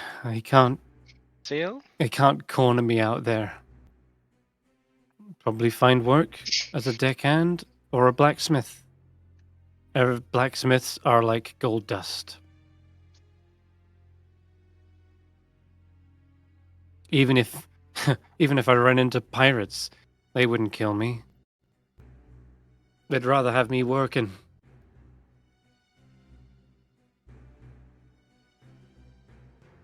So plan is for you to give us information, leads to successful capture of smugglers and dismantling of their operations, and maybe we can ask Fireborn to maybe pardon, and you go sail and work on a ship and be a productive member of some fishing vessel. Yes? Right. Agreed. I think that is not a bad deal. Is Fireborn still here? Yeah, he's within earshot, Okay. but you can see she's trying to keep her voice down, and she's leaning in real close, like as though she doesn't want Fireborn to hear for some reason. Mm. Fireborn, a question for you. Yes. Corda is here for smuggling, right? Only smuggling, not like murder or anything, right? No, we found the we found records of their smuggling. Yes, there are no other crimes attributed to their name. Okay. They're So more so working with smugglers, not the smuggling themselves. Oh, working You with know. the smugglers. So Mhm. owning the blacksmith shop and then maybe letting them through to get to town or something like that, right? Yes, precisely. Either trading with them or supplying the smugglers, Oh, it's not so bad. or at then. least Okay. or benefiting from the smuggling. Yes. Okay, Corda's not so bad then. Maybe stuck in a bad place. Maybe needed to do some things, were pressured, and yeah, bad situation. As I said, I was double crossed. It happens when dealing with criminals. They used me, got what they wanted, and then basically I was their scapegoat. And now I'm here, and they're still at large, it sounds like. Mm-hmm.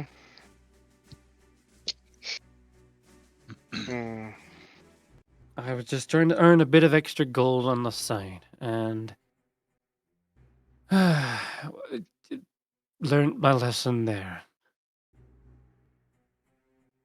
Should have just kept my head down and applied my trade. Yes, But would have been more useful.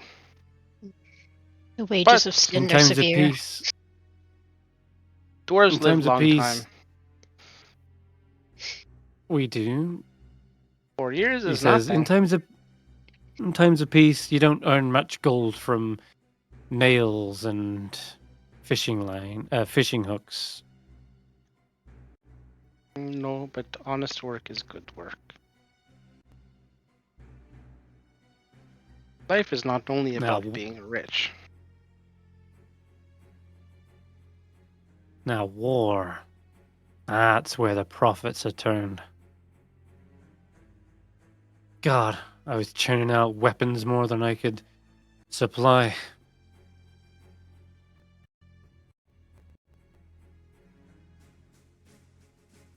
Back when Blakely Castle had that whole occupation thing, that military coup, that was very profitable. Lots of weapons. Uh-huh.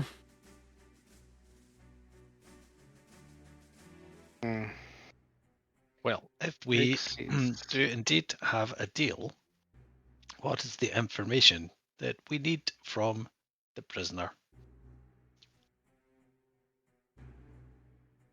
Well, certainly more than has been given.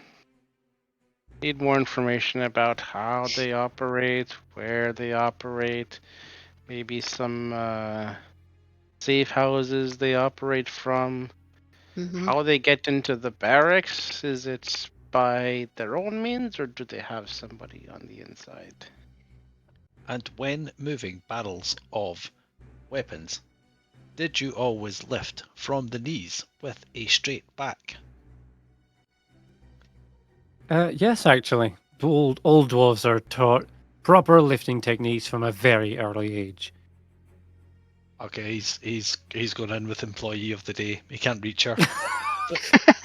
Blink, blink, move, blink, move, blink, blink, move, move, blink, move. Thank you, blink. Wow. Oh, God. So, just to recap, Blink has been employee of the day. Amonet has been employee of the day. Now Corda has been employee of the day. Reekses not so much, huh? Please do not forget. Mine was revoked. Please do not forget the skeleton butler. Also, Reekses, your skin is made of poison. Not made of poison, just has poison. It is still a problem, Reekses. It's still a problem. Okay. Reekses must understand. Will never become employee of the day. Reekses will become level 10 threat then. There's always employer of the month or the year. Just far more prestigious title. Now, It's okay. are you gonna be able to convince Mr. Fireborn that what I've got is worth freedom? That's Do the you next know part. these things? Is the question. Does Oh, Corda know who and where? who, where, how? How are they getting around invisibly? How are they getting into barracks? Are there any members on the inside? I know how they're getting around. Is it sewers? Is there anyone on the inside? Yes. I can tell you whether there is anyone on the inside. What does the group think? I think it should be worth it. I think 4 years is sufficient time as payment. And we may be able to convince Eleander that such a thing is worth the trade-off. Indeed, she currently is an unproductive drain on resources. Staffing, food, accommodation. Setting her free, gaining vital information, and being able to prevent further smuggling seems to be a net win for the Fireborn. I see no downsides for him.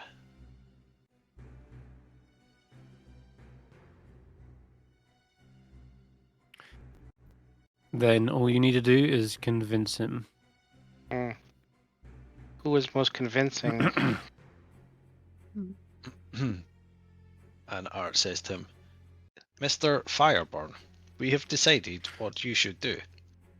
Having weighed all of the circumstances, we believe that you can 1. Stop the smuggling. 2. Burn every... No, wait. 2. Be rid of a drain on your resources. 3. Be hailed as a hero. 4. Consolidate your position on the council. 5. Potentially uproot some kind of link to any insider that is supporting the smugglers. 5. Have a full and complete health and safety analysis of this building, which frankly is a disgrace.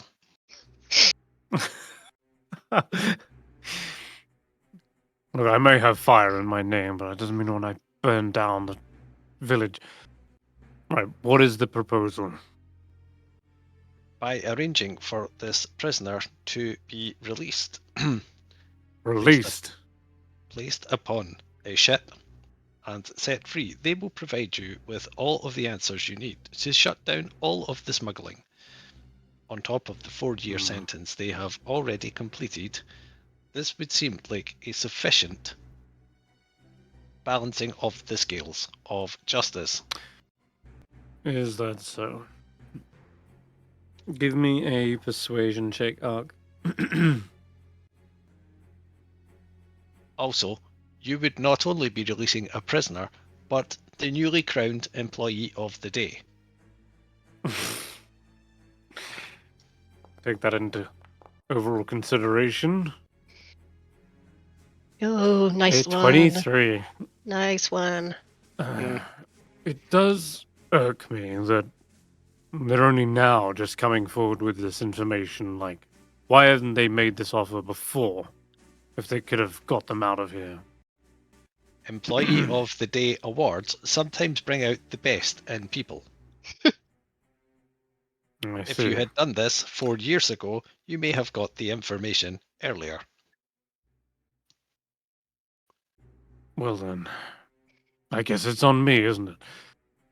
He tries to stand for a moment. All right, look. I do this, it'll take some time to do the proper proceedings, documentation for a prisoner and the release. There's some paperwork involved, and that might take a couple of days. So I can promise her that I will see this through, but we need that information right now.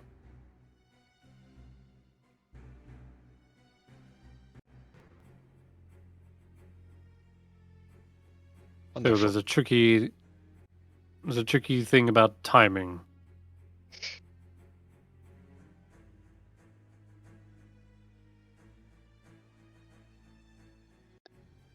What is tricky about timing? Is it means because if we can't release before, or maybe you can get the paperwork started and we see how we go, so it's not such a delay. Getting a bit crunchy again, Julian. It means that we get the information and we act on it, and she's still in prison. She has that fear that she will be offed by these smugglers if they get revenge. But the upside here is that the faster we act against these smugglers, they might not get a chance to get in here and commit petty vengeance.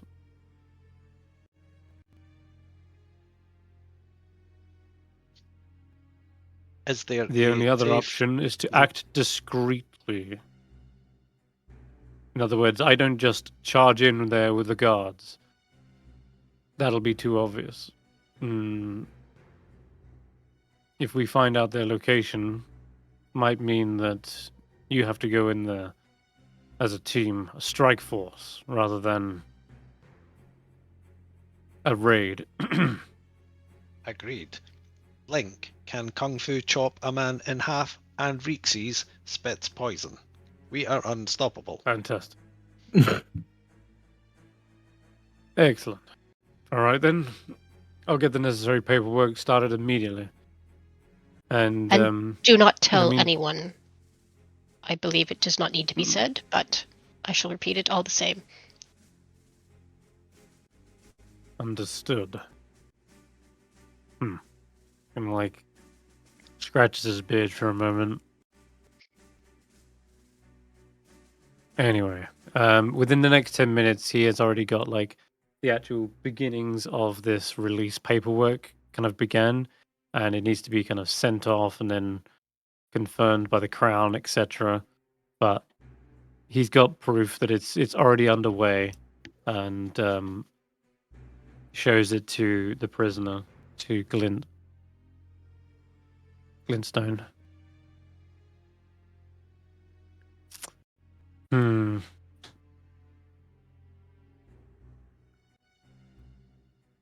Not exactly the deal I had hoped for exactly, but I see things are moving forward at least. Fucking bureaucracy, right? It's true. The council does seem to move rather slowly when it comes to urgent matters.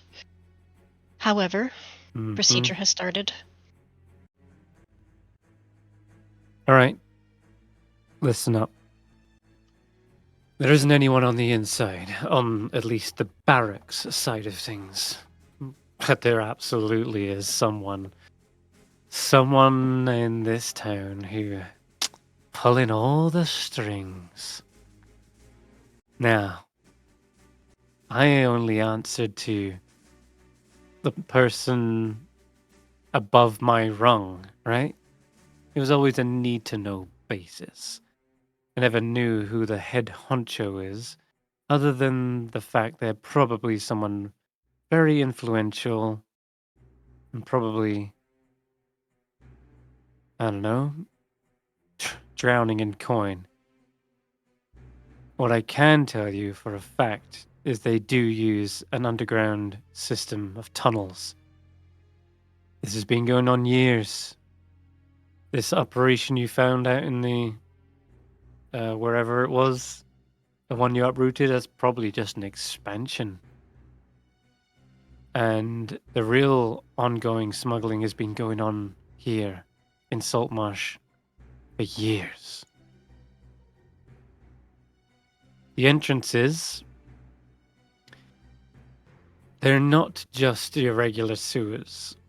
They didn't want any old people stumbling in there and just going, oh shit, a smuggling operation. No, they managed to block off those ones.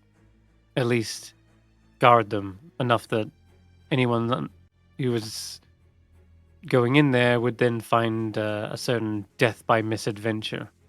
No, they installed secret tunnels within the underside of certain buildings, establishments. Those who were in on the smuggling each have their own tunnel underneath their building, whether it be the tavern, estate, whatever. They've all got one under there, and that lets them move around unseen. No, like, crates being moved around on the roads, no rowboats out in the docks. This is all happening underground. I had one too, way back when. It was a grate in the... Shrine? What's it called? In the shrine room. I see you've already found it. Uh-huh. I don't know if they've blocked off that entrance now, since I am out of business. They might not use it anymore, but there are plenty of others around in Saltmarsh. It's your job to sort of find who or where they are, but they must all lead out somewhere to the coast, right? They got to get the goods aboard the ship. So you could scour the coastline. Something like a hidden tunnel somewhere connects to the coast, to the docks. That would be where I would search. Unless, of course, you want to sneak into someone's house and, I don't know, snoop around their basement. That would be where an entrance to the tunnel is, most likely.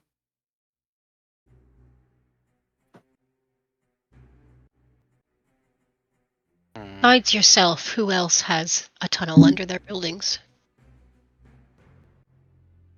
Which building specifically? Like I say, everything was on a need-to-know basis.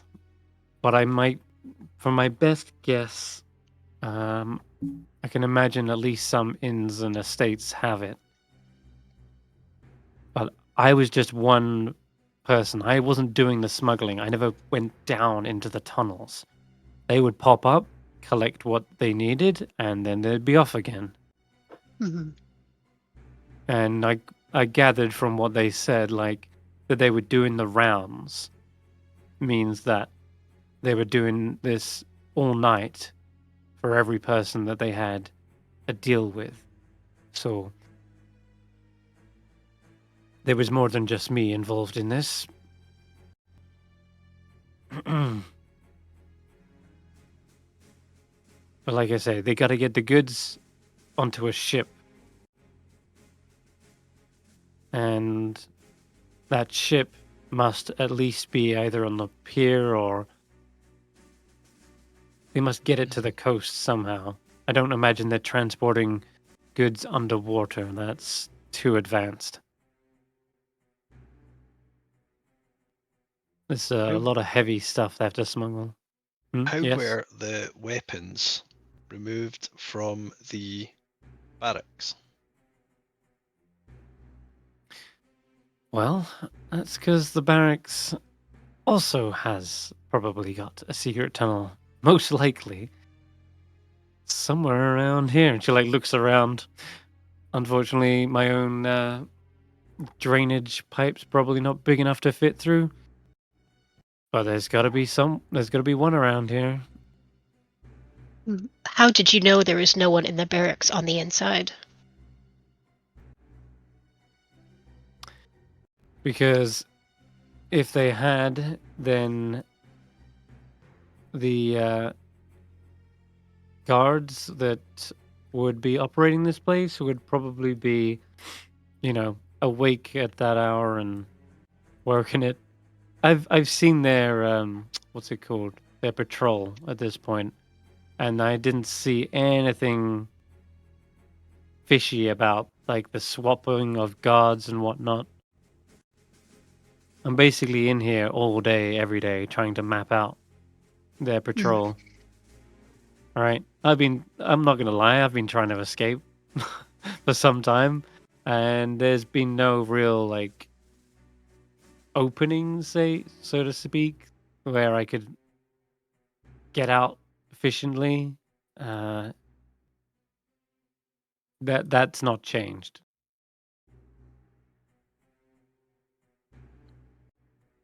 There's no one in here that's on the inside because their patrols are pretty airtight. That's what I'm saying.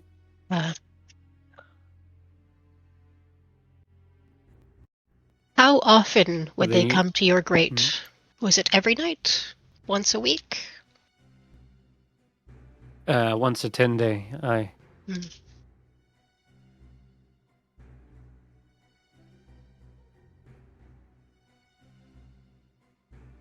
Wasn't that often, to be honest. And they'd only take a handful of things at a time. And they weren't interested in weapons as they are now, it seems. They were always like, maybe a couple of weapons here and there, for sure. Absolutely, everyone still wants weapons, but there was other things they needed too.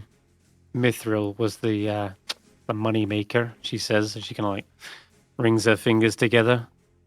That's what I was smuggling for them. Not about, it wasn't about weapons as it is now. Mithril. That was the good stuff. I heard rumors about Mithril going through the blacksmithing place. Hasn't been found yet. But what is this I overhear now? Weapons suddenly are back on the menu?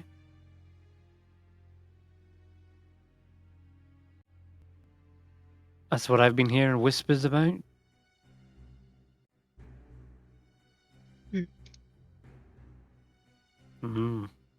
Did you ever know where these items were going? Did they ever let anything escape about their destination?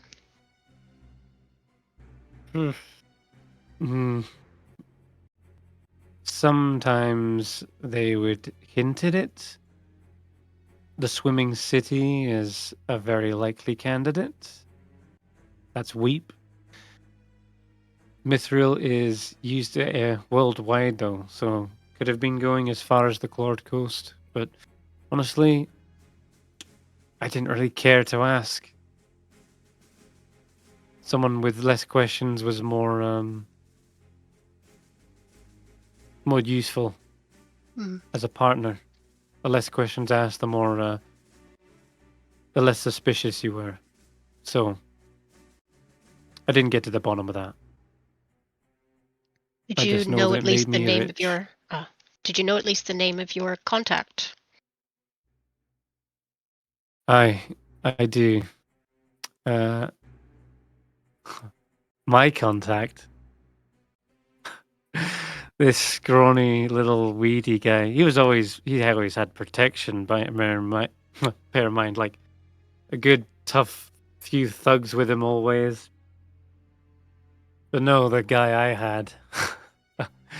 Scrawny, weak little Ned. Ned Shakestaff.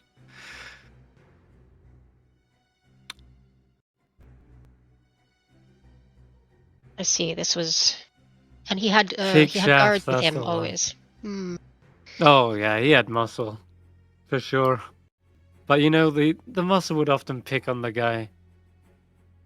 It's almost like he was more or less the whipping boy of the whole endeavor. He was like the messenger, probably the face, because they didn't want their faces being shown. But I see. yeah. And you never had any hints about others? No suggestions or clues dropped in all that time? No, I'm afraid not. That is Like I say, I disappointing. wasn't part of their organization. I just knew how they got around. No, Ned. It's funny And I because think- we met somebody named Ned. Did you know? Mm-hmm. Wait, Mhm. what? As in the same Ned? Maybe. He was scrawny. Whiny, yes. Mm-hmm. In a smuggling area. He was very much a whipping boy. In fact, we called him Berry Boy. Berry Boy. Berry Boy. That's great. However, Nothing's changed then, eh? The strange thing was he was clearly being held captive by them.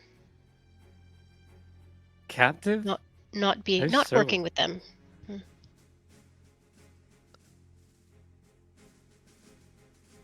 What do you mean? Like he was like imprisoned? Tied up, Bound? Gagged? starving. Oh, Yes. All of this. shit. His captors deemed it worthy to strip him of his clothes as well. Ooh, I wonder. Maybe he was facing some sort of punishment, perhaps. Was he being guarded, or? No, he was on his own.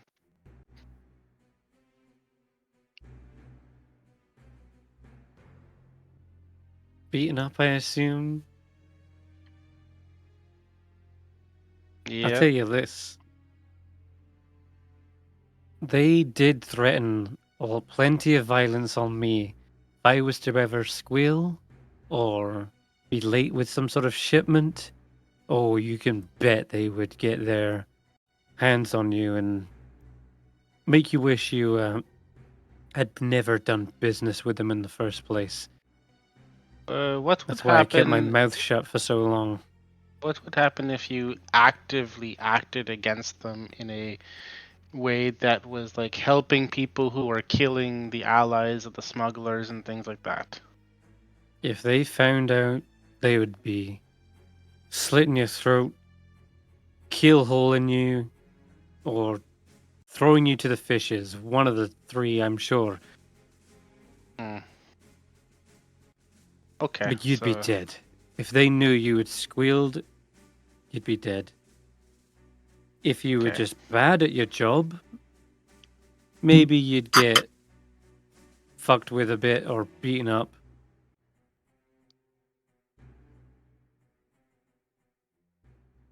I'm sure I came close a few times, I'm sure, but I never got the stick, so to speak. One thing I can say is my work was pretty good, at least.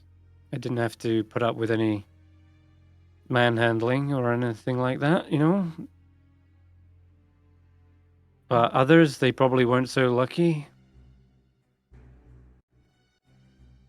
If someone did something sloppy that put the whole operation at risk, then yeah, they'd probably have you,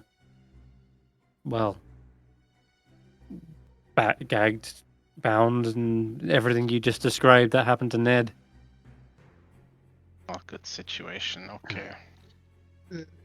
If Ned had to escape from them, do you know enough about Ned to know where he may have gone to?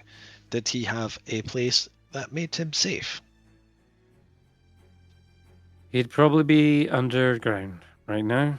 Probably somewhere in the sewers. He's probably laying low, or I don't know, doing his usually Weasley rat-like thing and hiding, relaying messages, that kind of thing.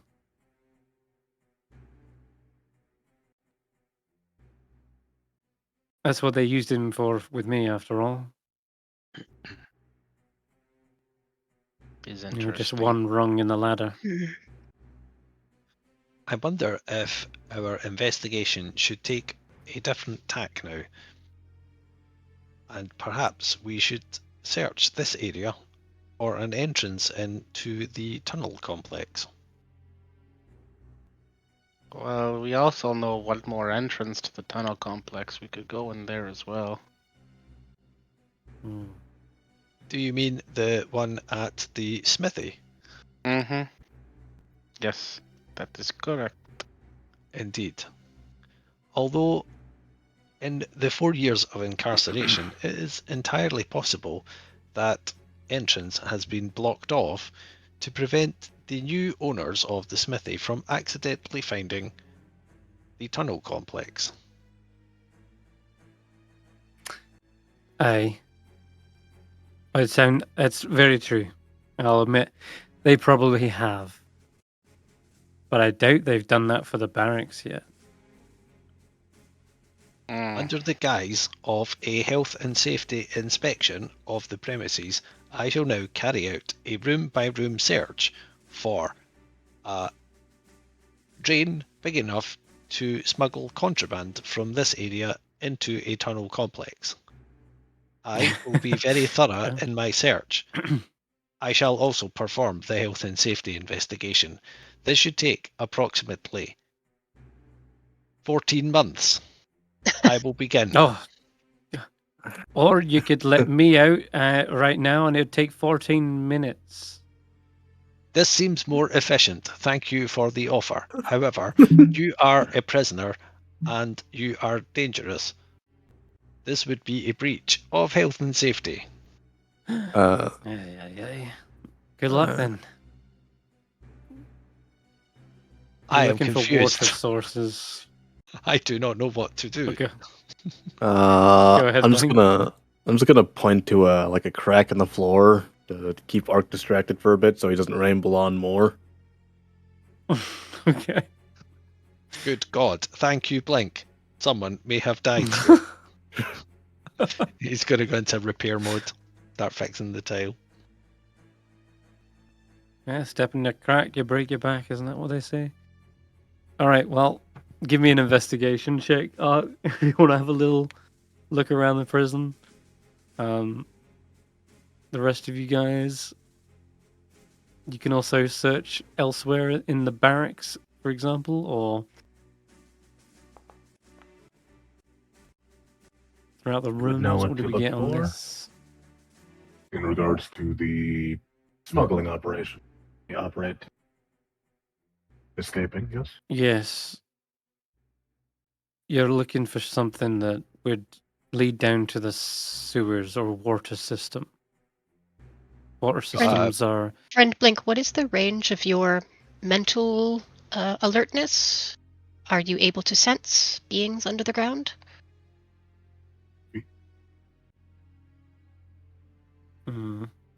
I think you have to know them. You have to know the person's there before you can contact them telepathically. It's not like detect thoughts. You can't just sense beings. Oh. Yeah, no, that'd just be that would be broken at level. Well, one more level, I think you actually do get that. If for at least some of the casters. Okay, Ark, we'll just quickly resolve this. Yeah, 15. Okay. 15. You do find a couple of grates here and there in the prison, but once you've approached it, it's barely big enough for even a small creature to squeeze down. There's no... Maybe Ned could, because he's like a scrawny, skinny motherfucker, and that's probably why they picked him for the job. But you don't seem to feel like this would be easy to fit any kind of goods down. Like it's Nah, it can't. There's physically no way. Okay. And there's similar sized grates throughout the jail. It doesn't look like the jail would be the way to do it. Like, plus they might even come up into a prison cell, and what good does that do them?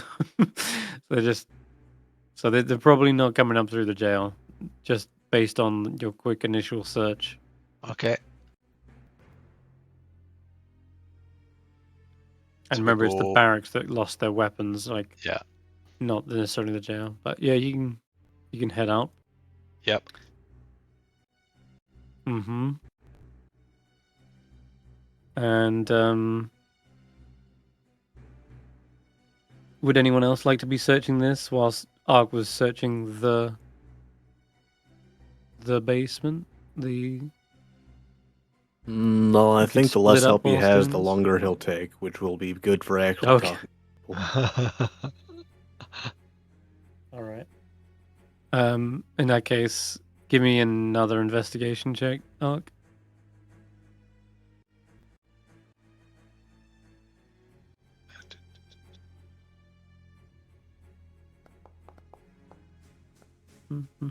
Oh, 20, dirty 20. Okay. Doesn't take you long. Following the kind of hints that Glintstone had provided, she mentioned you're looking for like water sources. And sure enough, there's a well in the courtyard. Yeah.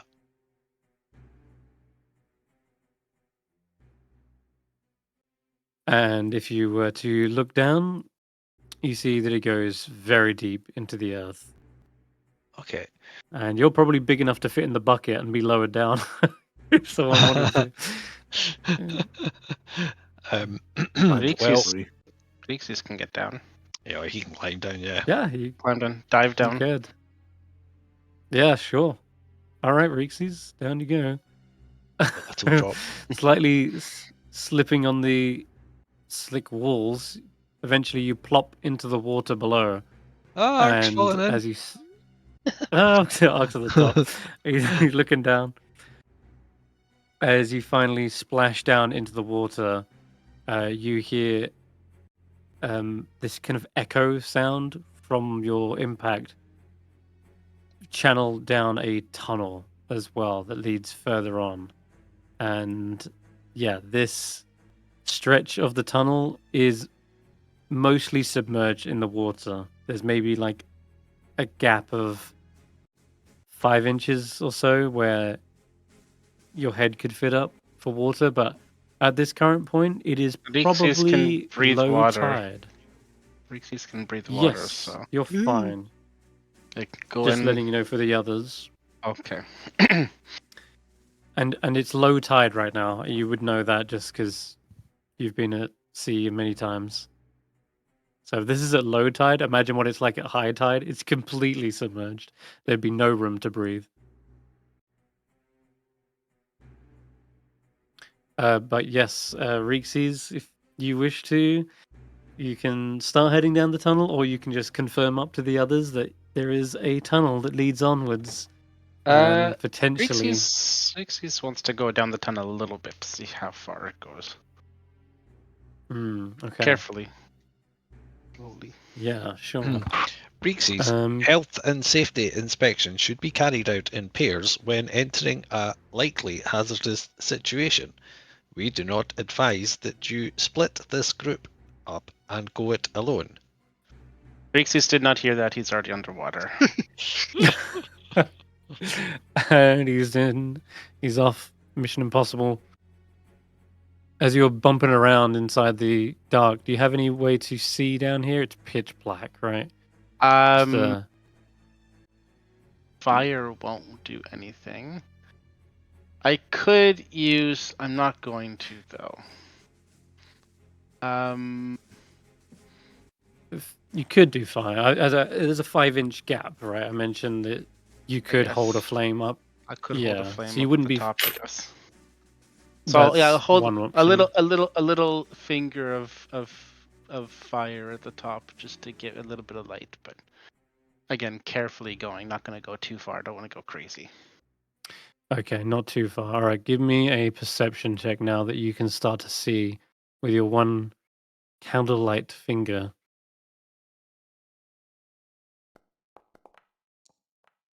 Oh my god, this is one of those days.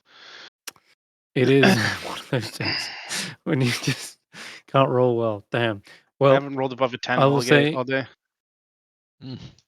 the thing with this is if these tunnels do span the underside of Salt Marsh, then they must go on for hundreds of feet, right? Judging based on the map of the village. And I'll take you there since you don't need to see much on this map anymore. If the barracks are in the bottom right, we're talking number, over here. There it is. And to get to, say, I don't know, the nearest shore, we're like talking hundreds of feet. Yeah, And it's not that you can't see anything. It's probably just that, like you say, you don't want to go too far. And so the perception check is because you have only got so far down the tunnel before you realize, damn, this is going to be a trek. Like, I don't want to go too far. From like here to the shore, the nearest other water source, it's like 570 feet. So, okay. All right, Reekses will come up into the well again, climb back up, and say, maybe it's best if we do this in pairs. It might be dangerous for one person to do it alone, so maybe these sort of checks should be done in 2-person at minimum groups. It's a good idea. This is a very good idea. If I had not already awarded Employee of the Day, you would be up for consideration. But you would likely not win. Jesus. Right. Reekses does not want to be partnered with Ark. Philothander. Hard to beat security specialist Blink, I guess. Yeah, and Reekses probably is getting higher tide now as well. Tide goes up and down, or low and high, twice a day. So it's usually about 6-hour gap between each one. So right now it's low going to high. Maybe that's why they come at night when it's low tide. Middle of the night, good time to come. Precisely. Low tide can fluctuate between the hours of the day. So even if it's night at one point in the year, it can be low tide during the day at another point. It's because it's based on lunar cycles, not the sun. So like weirdly, tides can fluctuate throughout the year. I only just learned about all this like recently because I was looking it up.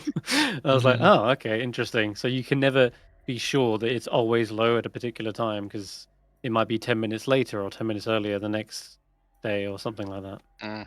So unpredictable. Still, this is a great opportunity for Reekses' underwater breathing to shine if they did want to snoop around during high, or if they want to catch people together at low. That's another option. Maybe I could try going all the way down. It's low tide, high tide. You can go as far as this thing can go for a while. See if it takes out to the edge. Ark will say, you are also not qualified to make health and safety assessments. I should accompany you, for I do not need to breathe either. That's a fair point. Okay. Ark can come if Ark. Will you safely lower me down? Ark should get into bucket. This bucket has not been approved for unloading precious cargoes. Good thing Ark is not precious cargoes then. He's firing back. Ark's like leaning over the side, looking down with his periscope eye. It is very dark down there. We cannot assess the safety from here, but it is not safe to go down there to assess the safety. I am confused, Reekses. It's called scouting mission. It's called fun. It's called adventure. I do not want to be damaged. Ark can stay here if Ark wants. Reekses is going to explore the tunnel a little further while it is full of water. You can hear his head is going bzz, bzz, bzz, bzz, as he gets all freaked out, doesn't know what to do. Does Ark want to Safety. leave Reekses alone and become unsafe, or does Ark want to come with Reekses and have fun and be more safe? The safety of Saltmarsh will ensure continued safety for us. I will need to accompany you. Is good. Okay. In bucket. I shall build an extra rope and net system to prevent any damage. And he pulls out his net, which he calls his safety net, and he wraps it round some rope and gives it to Amonet, probably. Mm-hmm. And then attaches that to the bucket, so he's got like a 2 fail-safe lowering system, but like really shit hot not work. Let us proceed. Fantastic. I shall prepare a spell that will reduce my altitude and speed should I fall. He does have featherfall, I just remembered that. He does. Okay. Cool. I think shouldn't be too difficult to lower him down in the bucket. And as Reekses and Ark begin to descend into the murky waters of Saltmarsh and explore the secret tunnels of the smugglers and uncover the sinister secret of Saltmarsh, that is, we will end tonight's session. And yeah, well, figure Just out if you fade out can into black. find the end of this. Fade to black, yeah. We just see them submerge down, sinking beneath the. The whole way down, Ark's doing like elevator music, do be do be do do be do do, just to keep everybody calm. Muzak. Oh, I love it. Yeah, well, it's a Reekses and Ark scouting mission, and let's hope they find something good at the end of this tunnel and not run into anything bad. I mean, going at high tide is actually better if you're scouting, because it's unlikely that Ned would go swimming around and hold his breath this long, right? And also, yeah, the revelation is out.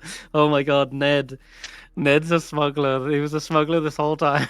You guys were like, oh, he likes Ned. Ned's great. Just like, wait a minute. Was he being punished? Was he luring us in? Like, what is going on? What is what is up with Ned? Because he seemed to help you guys as well. He was rake thin, and he didn't seem to know any of them. So it's not like any of them said like, "Hey, Ned, what are you doing with those guys?" Like, but they didn't know we were coming. So, yes, I don't know. The mystery around Ned thickens, and we just don't know what to believe anymore. But oh well, it's gonna be fun to finally confront him again when you find him.